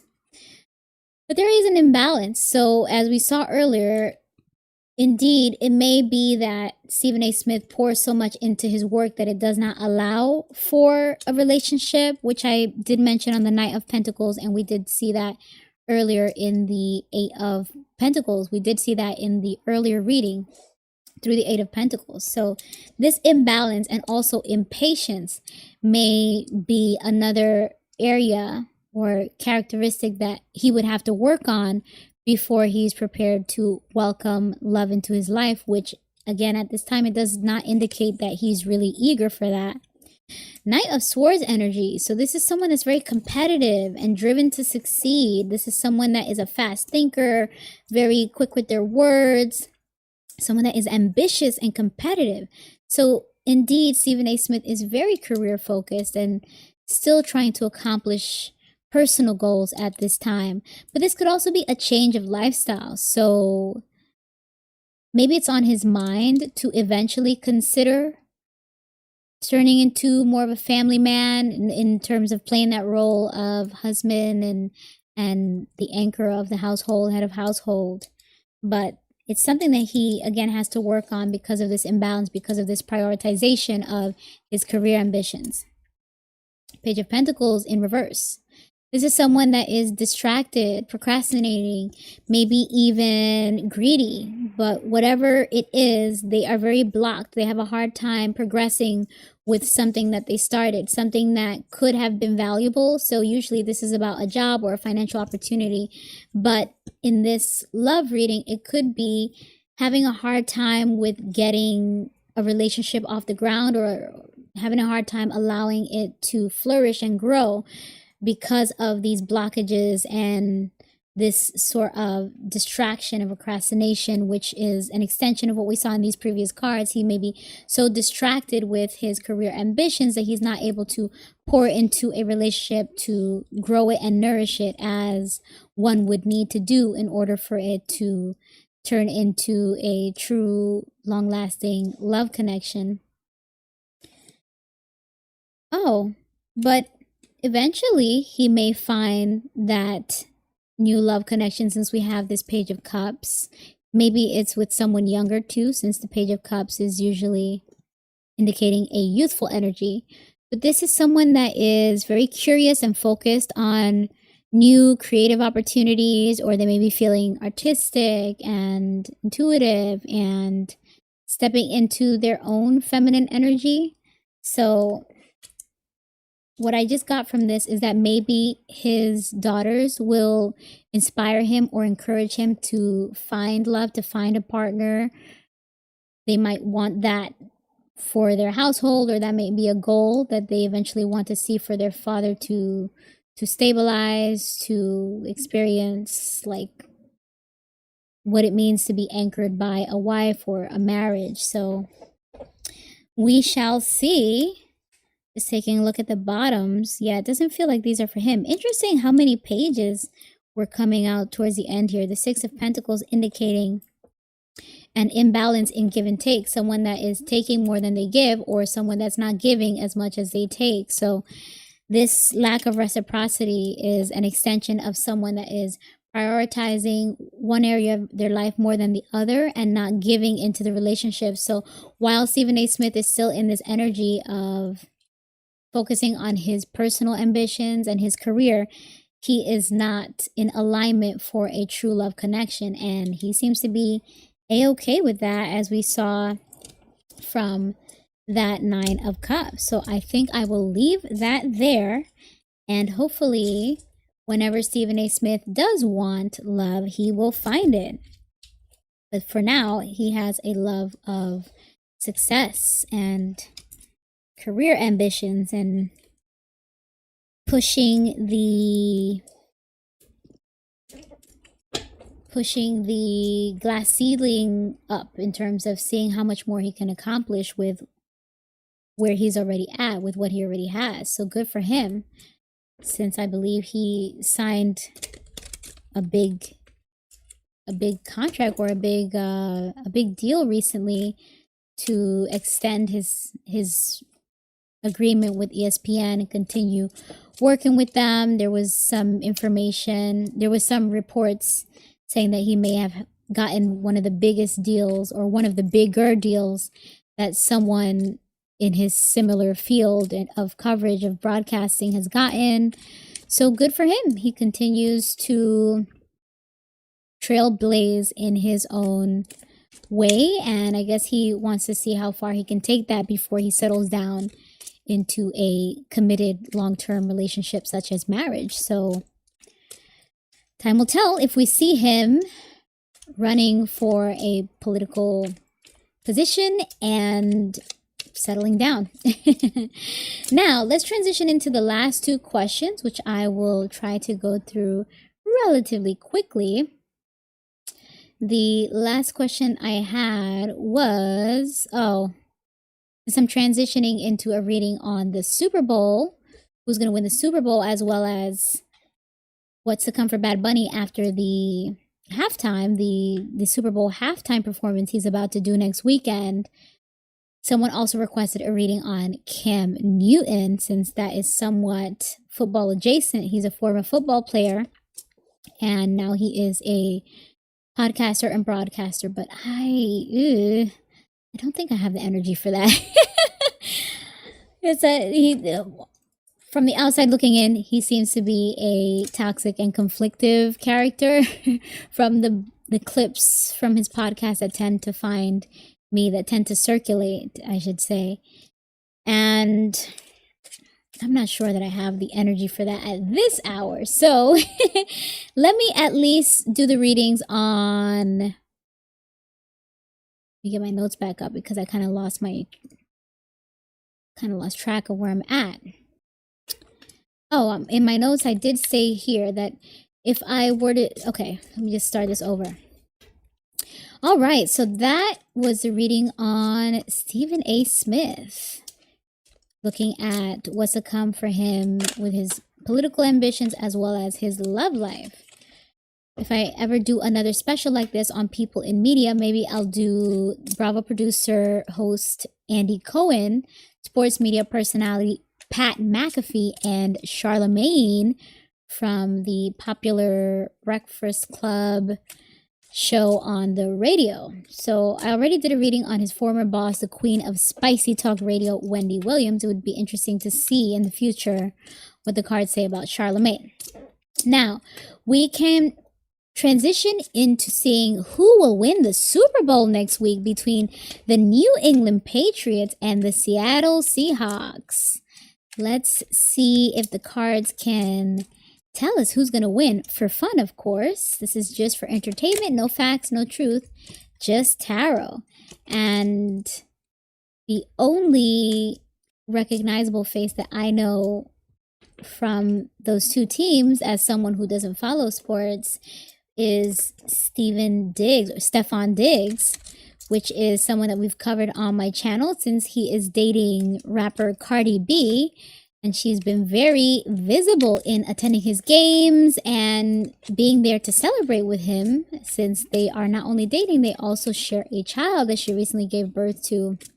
So it will be very interesting to see if Cardi B's baby daddy will win, especially after some of the controversies he had last year. Or will the other team, Seattle Seahawks, win? Now let me see, what deck do I want to use for this reading? It didn't feel too connected to this deck, so let me assess. I might switch to a completely fresh deck for this. There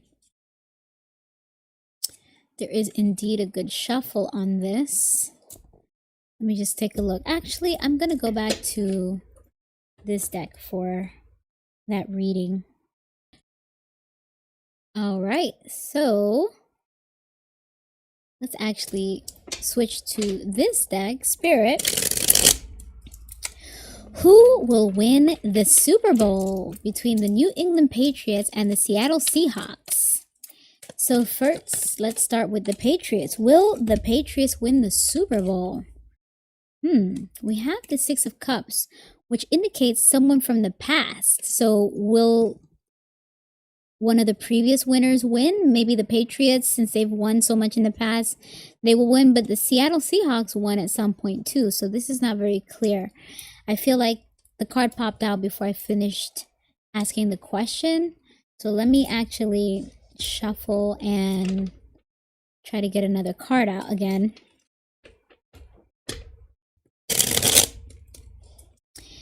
Spirit, who will win the Super Bowl next week between the New England Patriots and the Seattle Seahawks? Let's start with pulling some cards for the Patriots, Spirit. Will the New England Patriots win the Super Bowl? Will the New England Patriots win the Super Bowl, Spirit? Let's get some cards out for fun. Everyone relax. If it's wrong, it's just for entertainment, just to see what the cards say. Don't put any money on it if you're in Vegas. Let's see what the cards say, Spirit. Will the New England Patriots win the Super Bowl next week? Let's get some cards out for that, Spirit. Will the New England Patriots win the Super Bowl next week? I'm trying to energize this deck since I already used it for quite a few readings tonight. Okay, so here we go. Will the New England Patriots win the Super Bowl next week, Spirit? Ooh, the Chariot in reverse indicates frustrations and aggression in the wrong direction. So something goes off the rails. This means someone that does not have things under control, someone that may be misguided. There is a lot of energy being put in the wrong direction. As I said before, aggression that is misplaced. Let's see what else we get out here. Three of Cups in reverse, indicating that maybe the teamwork may be off. There may be some disconnect or some miscommunication. This is something is off with some social group or some network. So we can consider this to be the team may not be aligned emotionally, or the sports is not emotional. It's all about performing and producing. So there could be either some miscommunication or some disconnect. Something about the team may not be gelling or meshing properly. If I were to interpret that Three of Cups card in terms of a team, ooh, yikes, 10 of Swords. So this is a painful ending. I would say that this indicates that the Patriots will not win, but just to clarify this, we should also ask the deck, will the Seattle Seahawks win, and see what the cards say for fun. A reminder that these readings are for entertainment purposes only. No facts, no truth, just tarot. So now let's ask the deck, will the Seattle Seahawks win, Spirit? Let's get some cards out to see, will the Seattle Seahawks win the Super Bowl next weekend, since it seems like the first row is sort of kind of saying the Patriots will not win. This was a strong no card. The others were kind of uncertain. There's a lot of unpredictables or variables that could determine the win or the loss. So let's see what the cards say about if the Seattle Seahawks will win the Super Bowl, Spirit. Let's get some cards out for the Seattle Seahawks. Will the Seattle Seahawks win the Super Bowl next weekend, Spirit? Let's get some cards out. Did something flip over? It did not. Will the Seattle Seahawks win the Super Bowl next weekend? Will the Seattle Seahawks win the Super Bowl next weekend, Spirit? Yikes. Oh no, I'm not going to accept this. This is too many cards. But just in case something comes back around, just taking a quick look at it.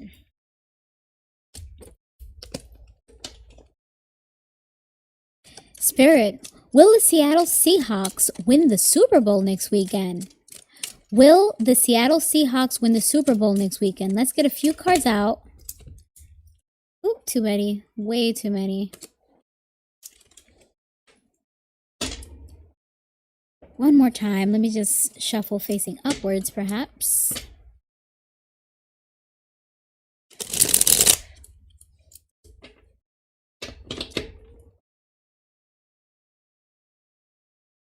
My rings are shifting. There we go.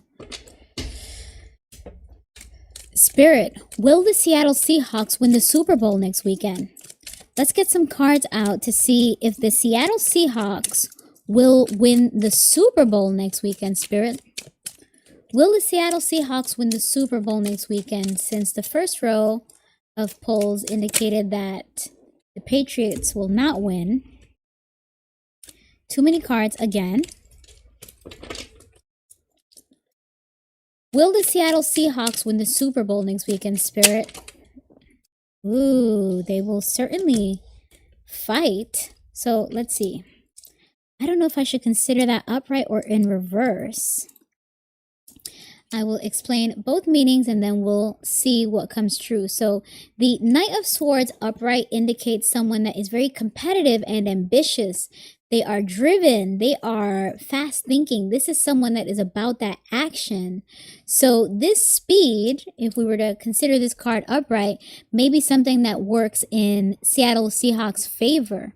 So off of this first card, it looks like maybe Seattle Seahawks may have an advantage, or they indeed may win the Super Bowl next weekend. Let's get a few more cards out. And by the way, sorry, let me also give the reverse meaning, because since the card popped out this way, I am not sure how to take it. We'll just document both meanings, and then after we see what happens, we can circle back to this reading and reinterpret the cards. So in reverse, this indicates someone that may be too impulsive.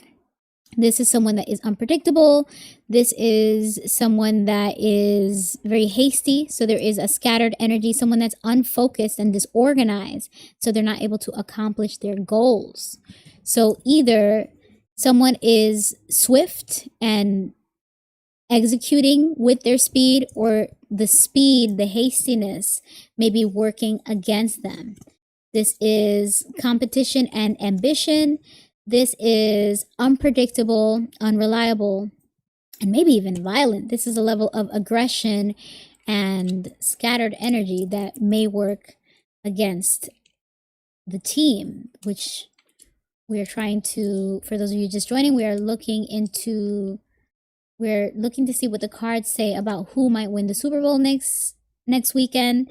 This first row indicated that the Patriots would not win, since it looks like it's going to come to a painful ending, and there may be something that's off within the team morale or the team communication, where they're not gelling, they're not meshing, and there's a lot of aggression going in the wrong direction. Something about the past that is either favorable or working against them. Now let's see, how is all this speed going to work for the Seattle Seahawks? So we have here the Four of Wands indicating stability. So this is guiding me to accept the upright interpretation of this Knight of Swords card, because this person who is properly executing with their high speed, with their pace, is still managing to be stable, to get things done. And this also indicates celebrations. So the Seattle Seahawks may indeed have a lot to celebrate based off of this Four of Wands card. We would assume that means celebrating a victory. Okay, they're going to really hold the, what do you call that? Hold the rock? Do they call it the rock? When I see this card, it makes me think that they're really going to take care of the ball. This Four of Pentacles usually indicates someone that's being very conservative with their finances. But if we just look at the visual interpretation, it makes me think of how football players hold the football. And I think they call it the rock. Protect the rock, hold the rock. So it seems like they might have some good ball management or good handles. I know that that's the term that they use in basketball. I don't know what the term is in football for a team that is, being very good about, oh, I just got this little message that there may be a Butterfingers moment. So this card could be indicating that the Seattle Seahawks is able to keep a grip on the ball, whereas maybe the Patriots lets it go. And that's part of their aggression, them being out of control, not really having control of the ball, whereas the Seattle Seahawks will. That's either a theme throughout the whole game, or that's just one play. Interesting. So we end with this Five of Wands in reverse, indicating going along to get along. So this is after a period of conflict and competition and battle. One is now at ease. One is now cooperating. So that is contrasting what we saw for the Patriots cards, where it seems like the team may not be working well together, or there may be some with the communication and the cooperation amongst the teammates that may work against them. Whereas here, it seems like there is cooperation. The team is gelling. The team is meshing. So I'll just take one more look at the cards that are coming. Look at that, the star. We could take that to interpret that they may indeed get that moment of recognition, being rewarded, having that star, that gold star on their on their lapel, or just thinking about the gold star that they would put on kids' papers in kindergarten. Heavy burden, so it won't be an easy win, but ultimately, yes, they will make the right choices. So based off of these cards, I would say it looks like indeed the Seattle Seahawks may win the Super Bowl. How exciting. Let's see what actually happens in the end. What do you guys think? I mean, I know the interpretation of the cards is what it is, but for those of you that follow sports and that know these teams and know what skills they each bring to the table, I wonder if indeed this is going to be accurate. Do any of you who know about the Patriots, anyone that knows about any behind the scenes conflict, like locker room issues they may have that may trickle into their game on the field?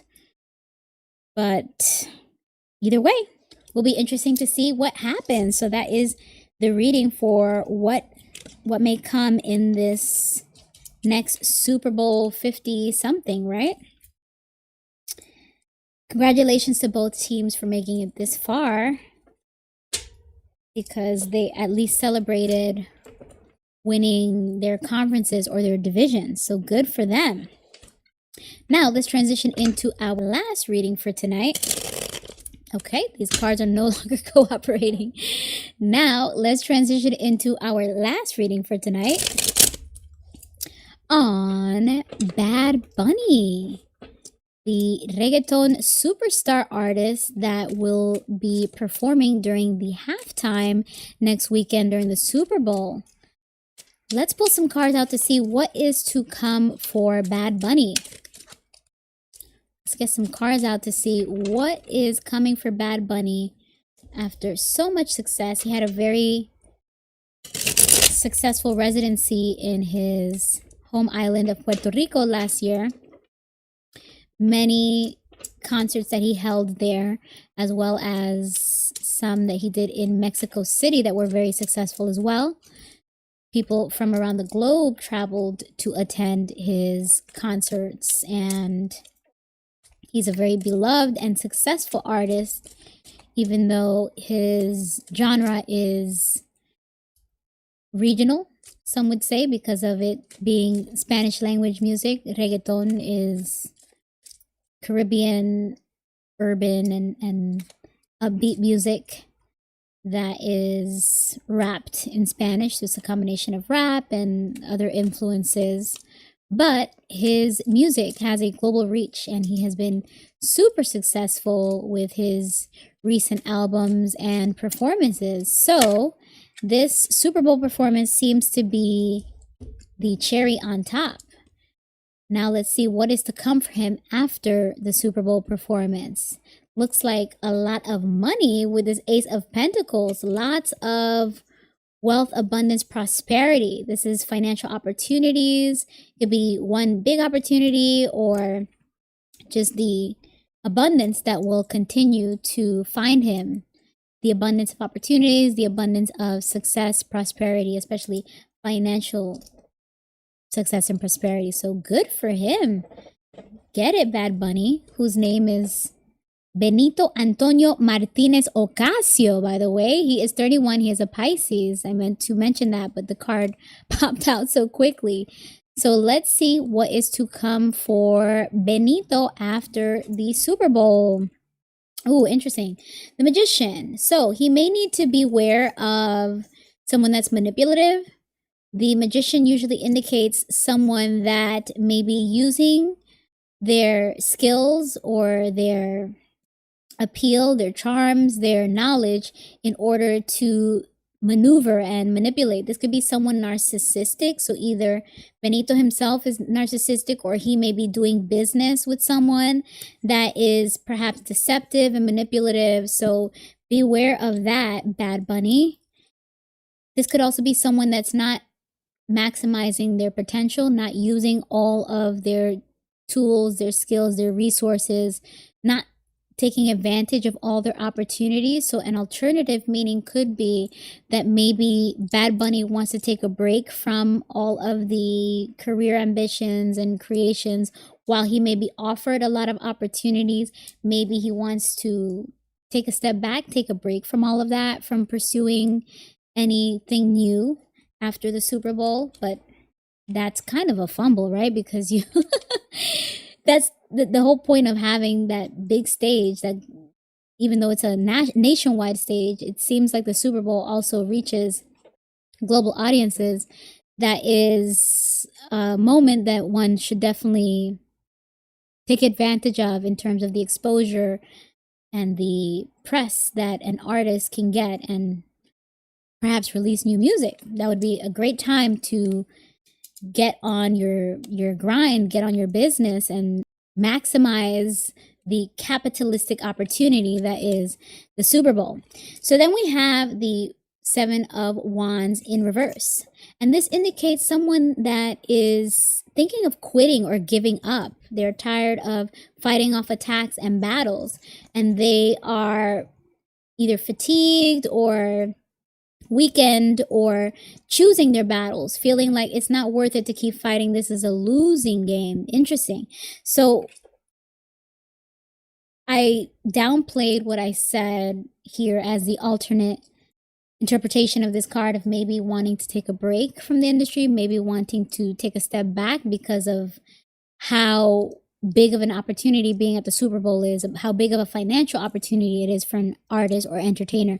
But now that it is followed by the Seven of Wands, it seems to be reinforcing that messaging, that idea that Bad Bunny indeed may want to take a break from the grind, from pushing for whatever it is that he has pursued in his career.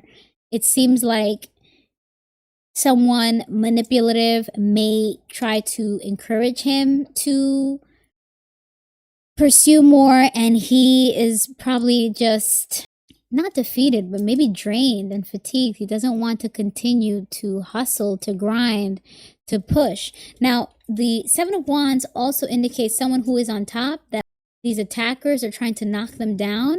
And as I said before, this is about someone assessing the battles and realizing that it's not worth the fight.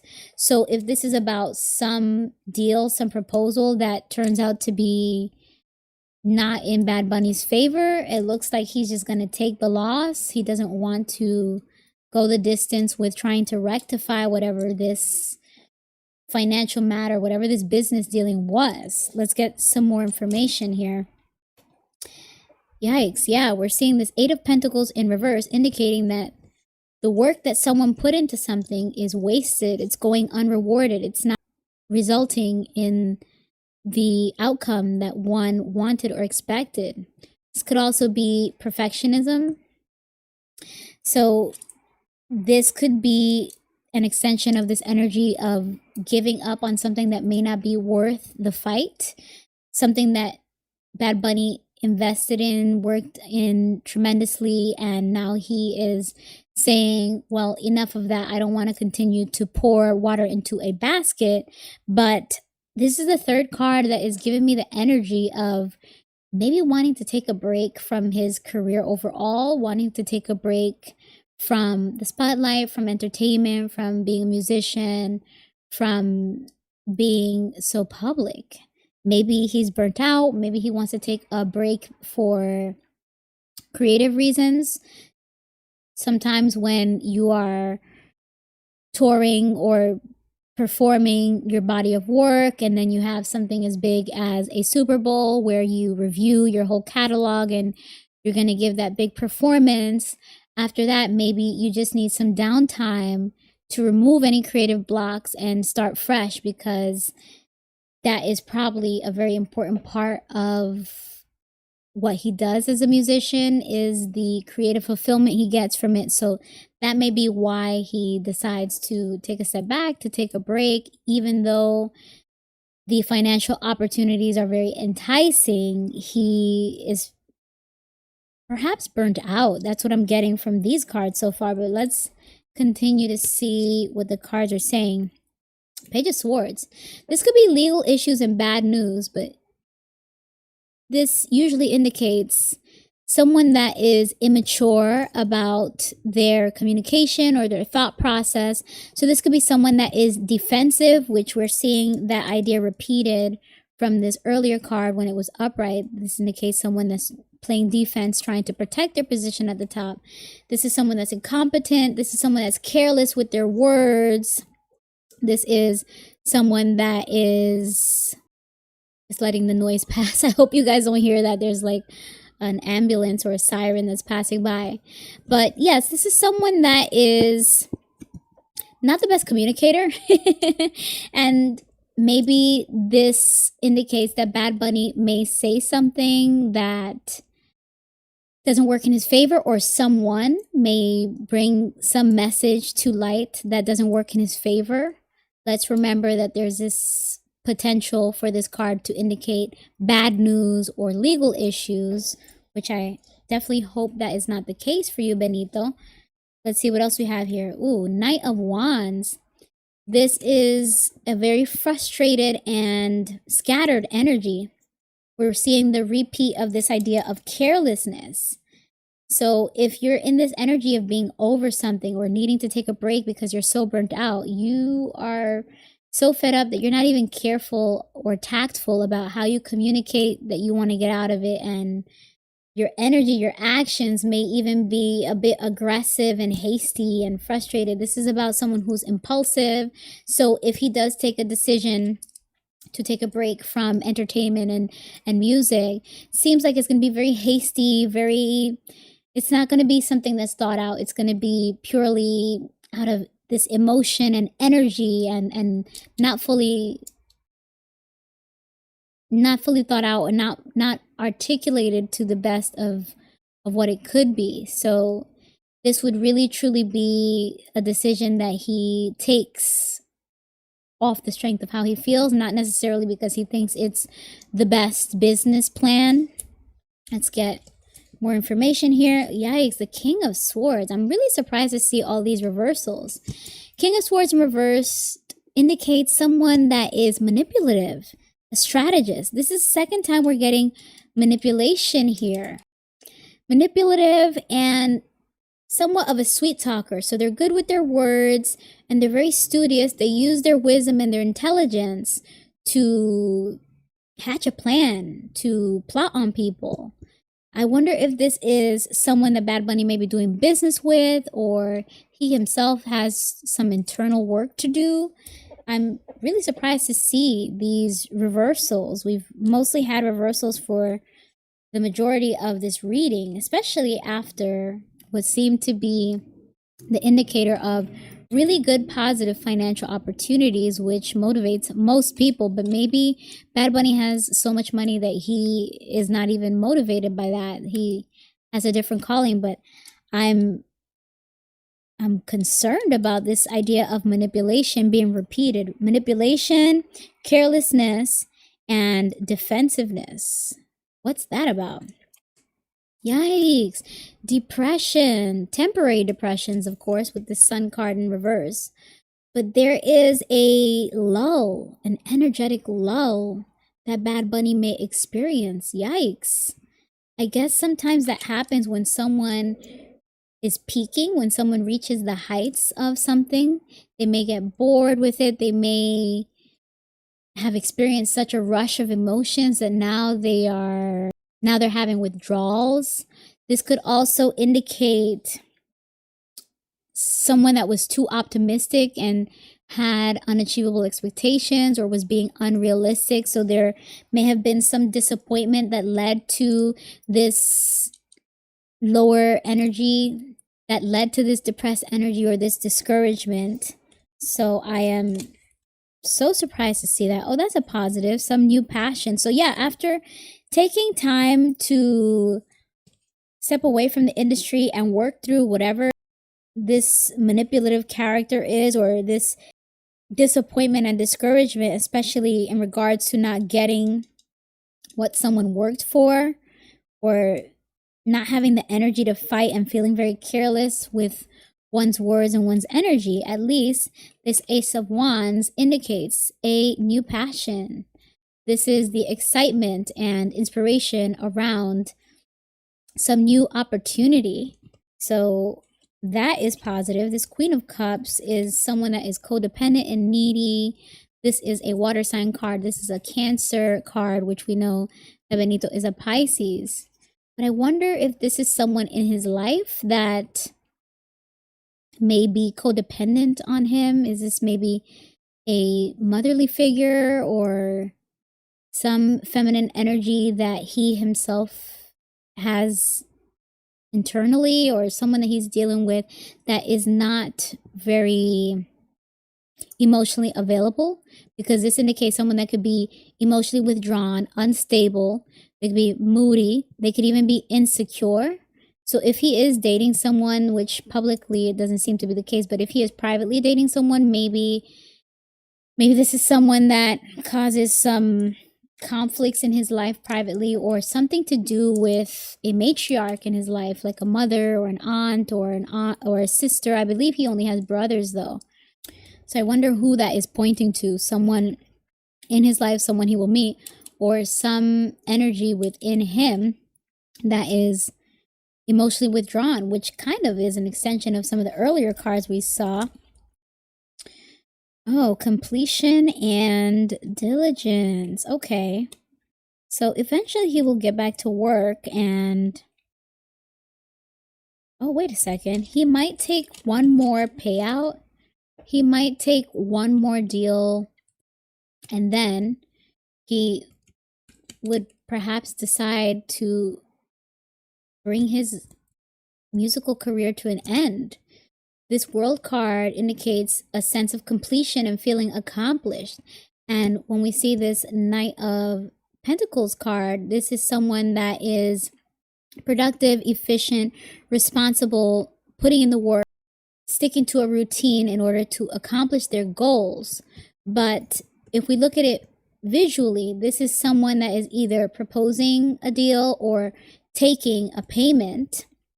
And this may be like a last hurrah, like one last agreement, one last contract, one last album, one last concert agreement that Bad Bunny takes before he decides to bow out from the music industry, because we got so many cards earlier on indicating that that may be something in his energy at this time, some goal of his that he may be ready to step away from the industry, which really takes me by surprise because, as I said in the intro, he's so successful, and it seems like despite that success, there is some disappointment or depression or burnout that allows him to no longer be fulfilled by this.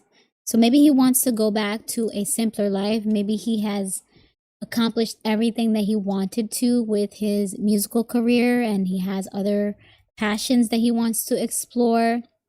But more importantly, it seems like he wants to fill his cup again. Bad Bunny may have lost a lot of the feelings or the joy for the work, because it's a lot more than just making nice music when you have to get on the road and tour and prepare a Super Bowl scaled level performance and deal with contracts if he had to meet a certain quota of albums. Seems like he's over all of that. He's bringing that to an end. One more album or one more concert, whatever this is like one more and I'm done. So that is surprising. That is really surprising. Most people in his shoes would think that this is the moment that they would maximize their finances, all the opportunities that we've thrown him, but he is done. And he wants to fill his cup internally, whatever that may be. A simpler life, a new passion, maybe focusing on love, or maybe just chilling. Maybe he just... This could also be travel, by the way. So this could be a tour, since we did say one more of whatever this is, one more tour, and then I'm done. So time will tell. We will come back to this reading once we see what happens for El Conejito Malo in the future. I wish you well, Benito, Bad Bunny. Look forward to seeing your performance in the Super Bowl. I am sure it will be awesome. Yes, I hope he plays all the upbeat music. Yo perreo sola, hey. I hope he brings all that fun reggaeton music to the very conservative Super Bowl and blows their minds. All right, so let's wrap up this stream. I gave so much. I'm actually going to say this so that I could use this when I chop up this stream to make the video clips for you guys. I'm going to say this so that I don't have to do the voiceover later, and then I'll edit this out so you guys don't even worry about it. But Bad Bunny, known as Benito Antonio Martinez Ocasio, he is 31. He is a Pisces from Bayamón, Puerto Rico. He has two younger brothers. His last album, Debí Tirar Más Fotos, was released in January 2025, so exactly a year ago. His concerts last year, including a residency in Puerto Rico, were an overwhelming success that broke tour records and generated massive revenue. Currently, he is publicly single. He was last romantically linked to model Kendall Jenner from the Kardashian family. They had an on-again, off-again relationship that seemed to wrap up in 2024. I wonder if she's going to send him a "Hey, big head" text to reconnect around his big moment next week. So let's do a reading on Bad Bunny, El Conejito Malo, Benito Antonio Martinez Ocasio spirit. What is to come for Bad Bunny after his what's sure to be a very successful Super Bowl halftime performance spirit? What is to come for Bad Bunny after his Super Bowl halftime performance next weekend? All right, so that brings our readings for tonight to an end. We made it despite all of the interruptions and setbacks. We are now on the other side of those readings. I hope that that was very entertaining for you all. I'm just going through my notes here. So a few things that I may cover in some future streams. There was a note here, or a request for a reading on Cam Newton. So that was relevant to the readings that I did towards the end tonight, the Super Bowl readings, but I did not have the energy to dabble in the energy of someone like a Cam Newton. It seems like he is a perhaps toxic or a complicated character, so it would be better to approach a reading on him when my energy is fresh and I can really delve into that. Another NFL adjacent reading would be on the singer Normani and her NFL pro football player fiance DK Metcalf. So he actually was formerly on the Seattle Seahawks, which is one of the teams that will be playing in the Super Bowl. And they announced their engagement in March 2025. So in one of these future streams, I can look into what's to come for them in their relationship, if they'll make it down the aisle or what's going on there. There was a request for a reading on singer Coco Jones and her NBA pro basketball player fiance Donovan Mitchell. So those are two couples that both got engaged last year, and they are both beloved singers. Coco Jones and Normani are married to pro athletes. So definitely don't mind looking into what the cards have to say for both of them in the future. Maybe I'll squeeze both into my Valentine's weekend reading since I'll be doing Taylor and Travis as well. Or maybe I'll put all three of them in their own WAGs special, depending on timing. So in one of these upcoming streams, we'll take a look to see what's to come for all of these engaged celebrity couples this year. Maybe weddings or maybe something else. Someone requested a reading on the tennis girlies. So Naomi Osaka and Coco Gauff. Yes, that would be very interesting to see. Oh, MBJ's career. I recently did a MBJ Love Life reading. That's Michael B. Jordan. And someone was curious about his career and Oscar prospects since his movie Sinners is nominated for a lot of Oscars. So the Oscars are coming up in a couple of months. Will be very interesting to see that. So I will keep that on my list. There are several other viewer requests that I will be addressing in the upcoming streams. So stay tuned, my friends.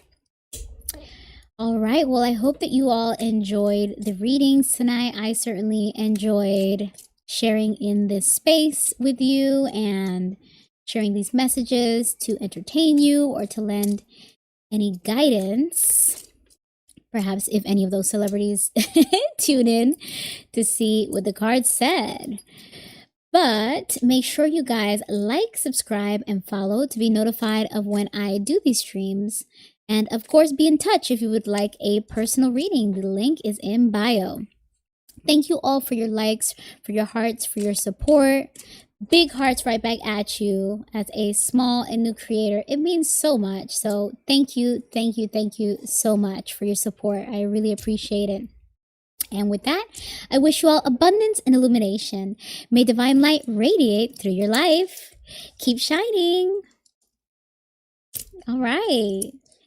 Thank you. Good night. Yes.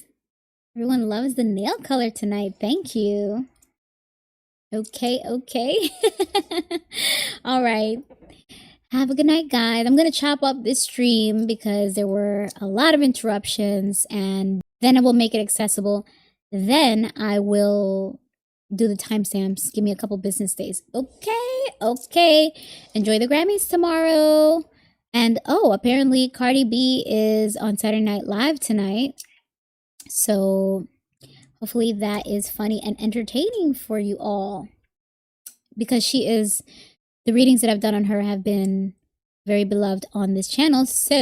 Or very, very popular on this channel. So it seems like there are a lot of Cardi B fans in my audience. So go and enjoy your girl on that show. All right. This is it. We're truly done. And love you guys. Thank you. Bye.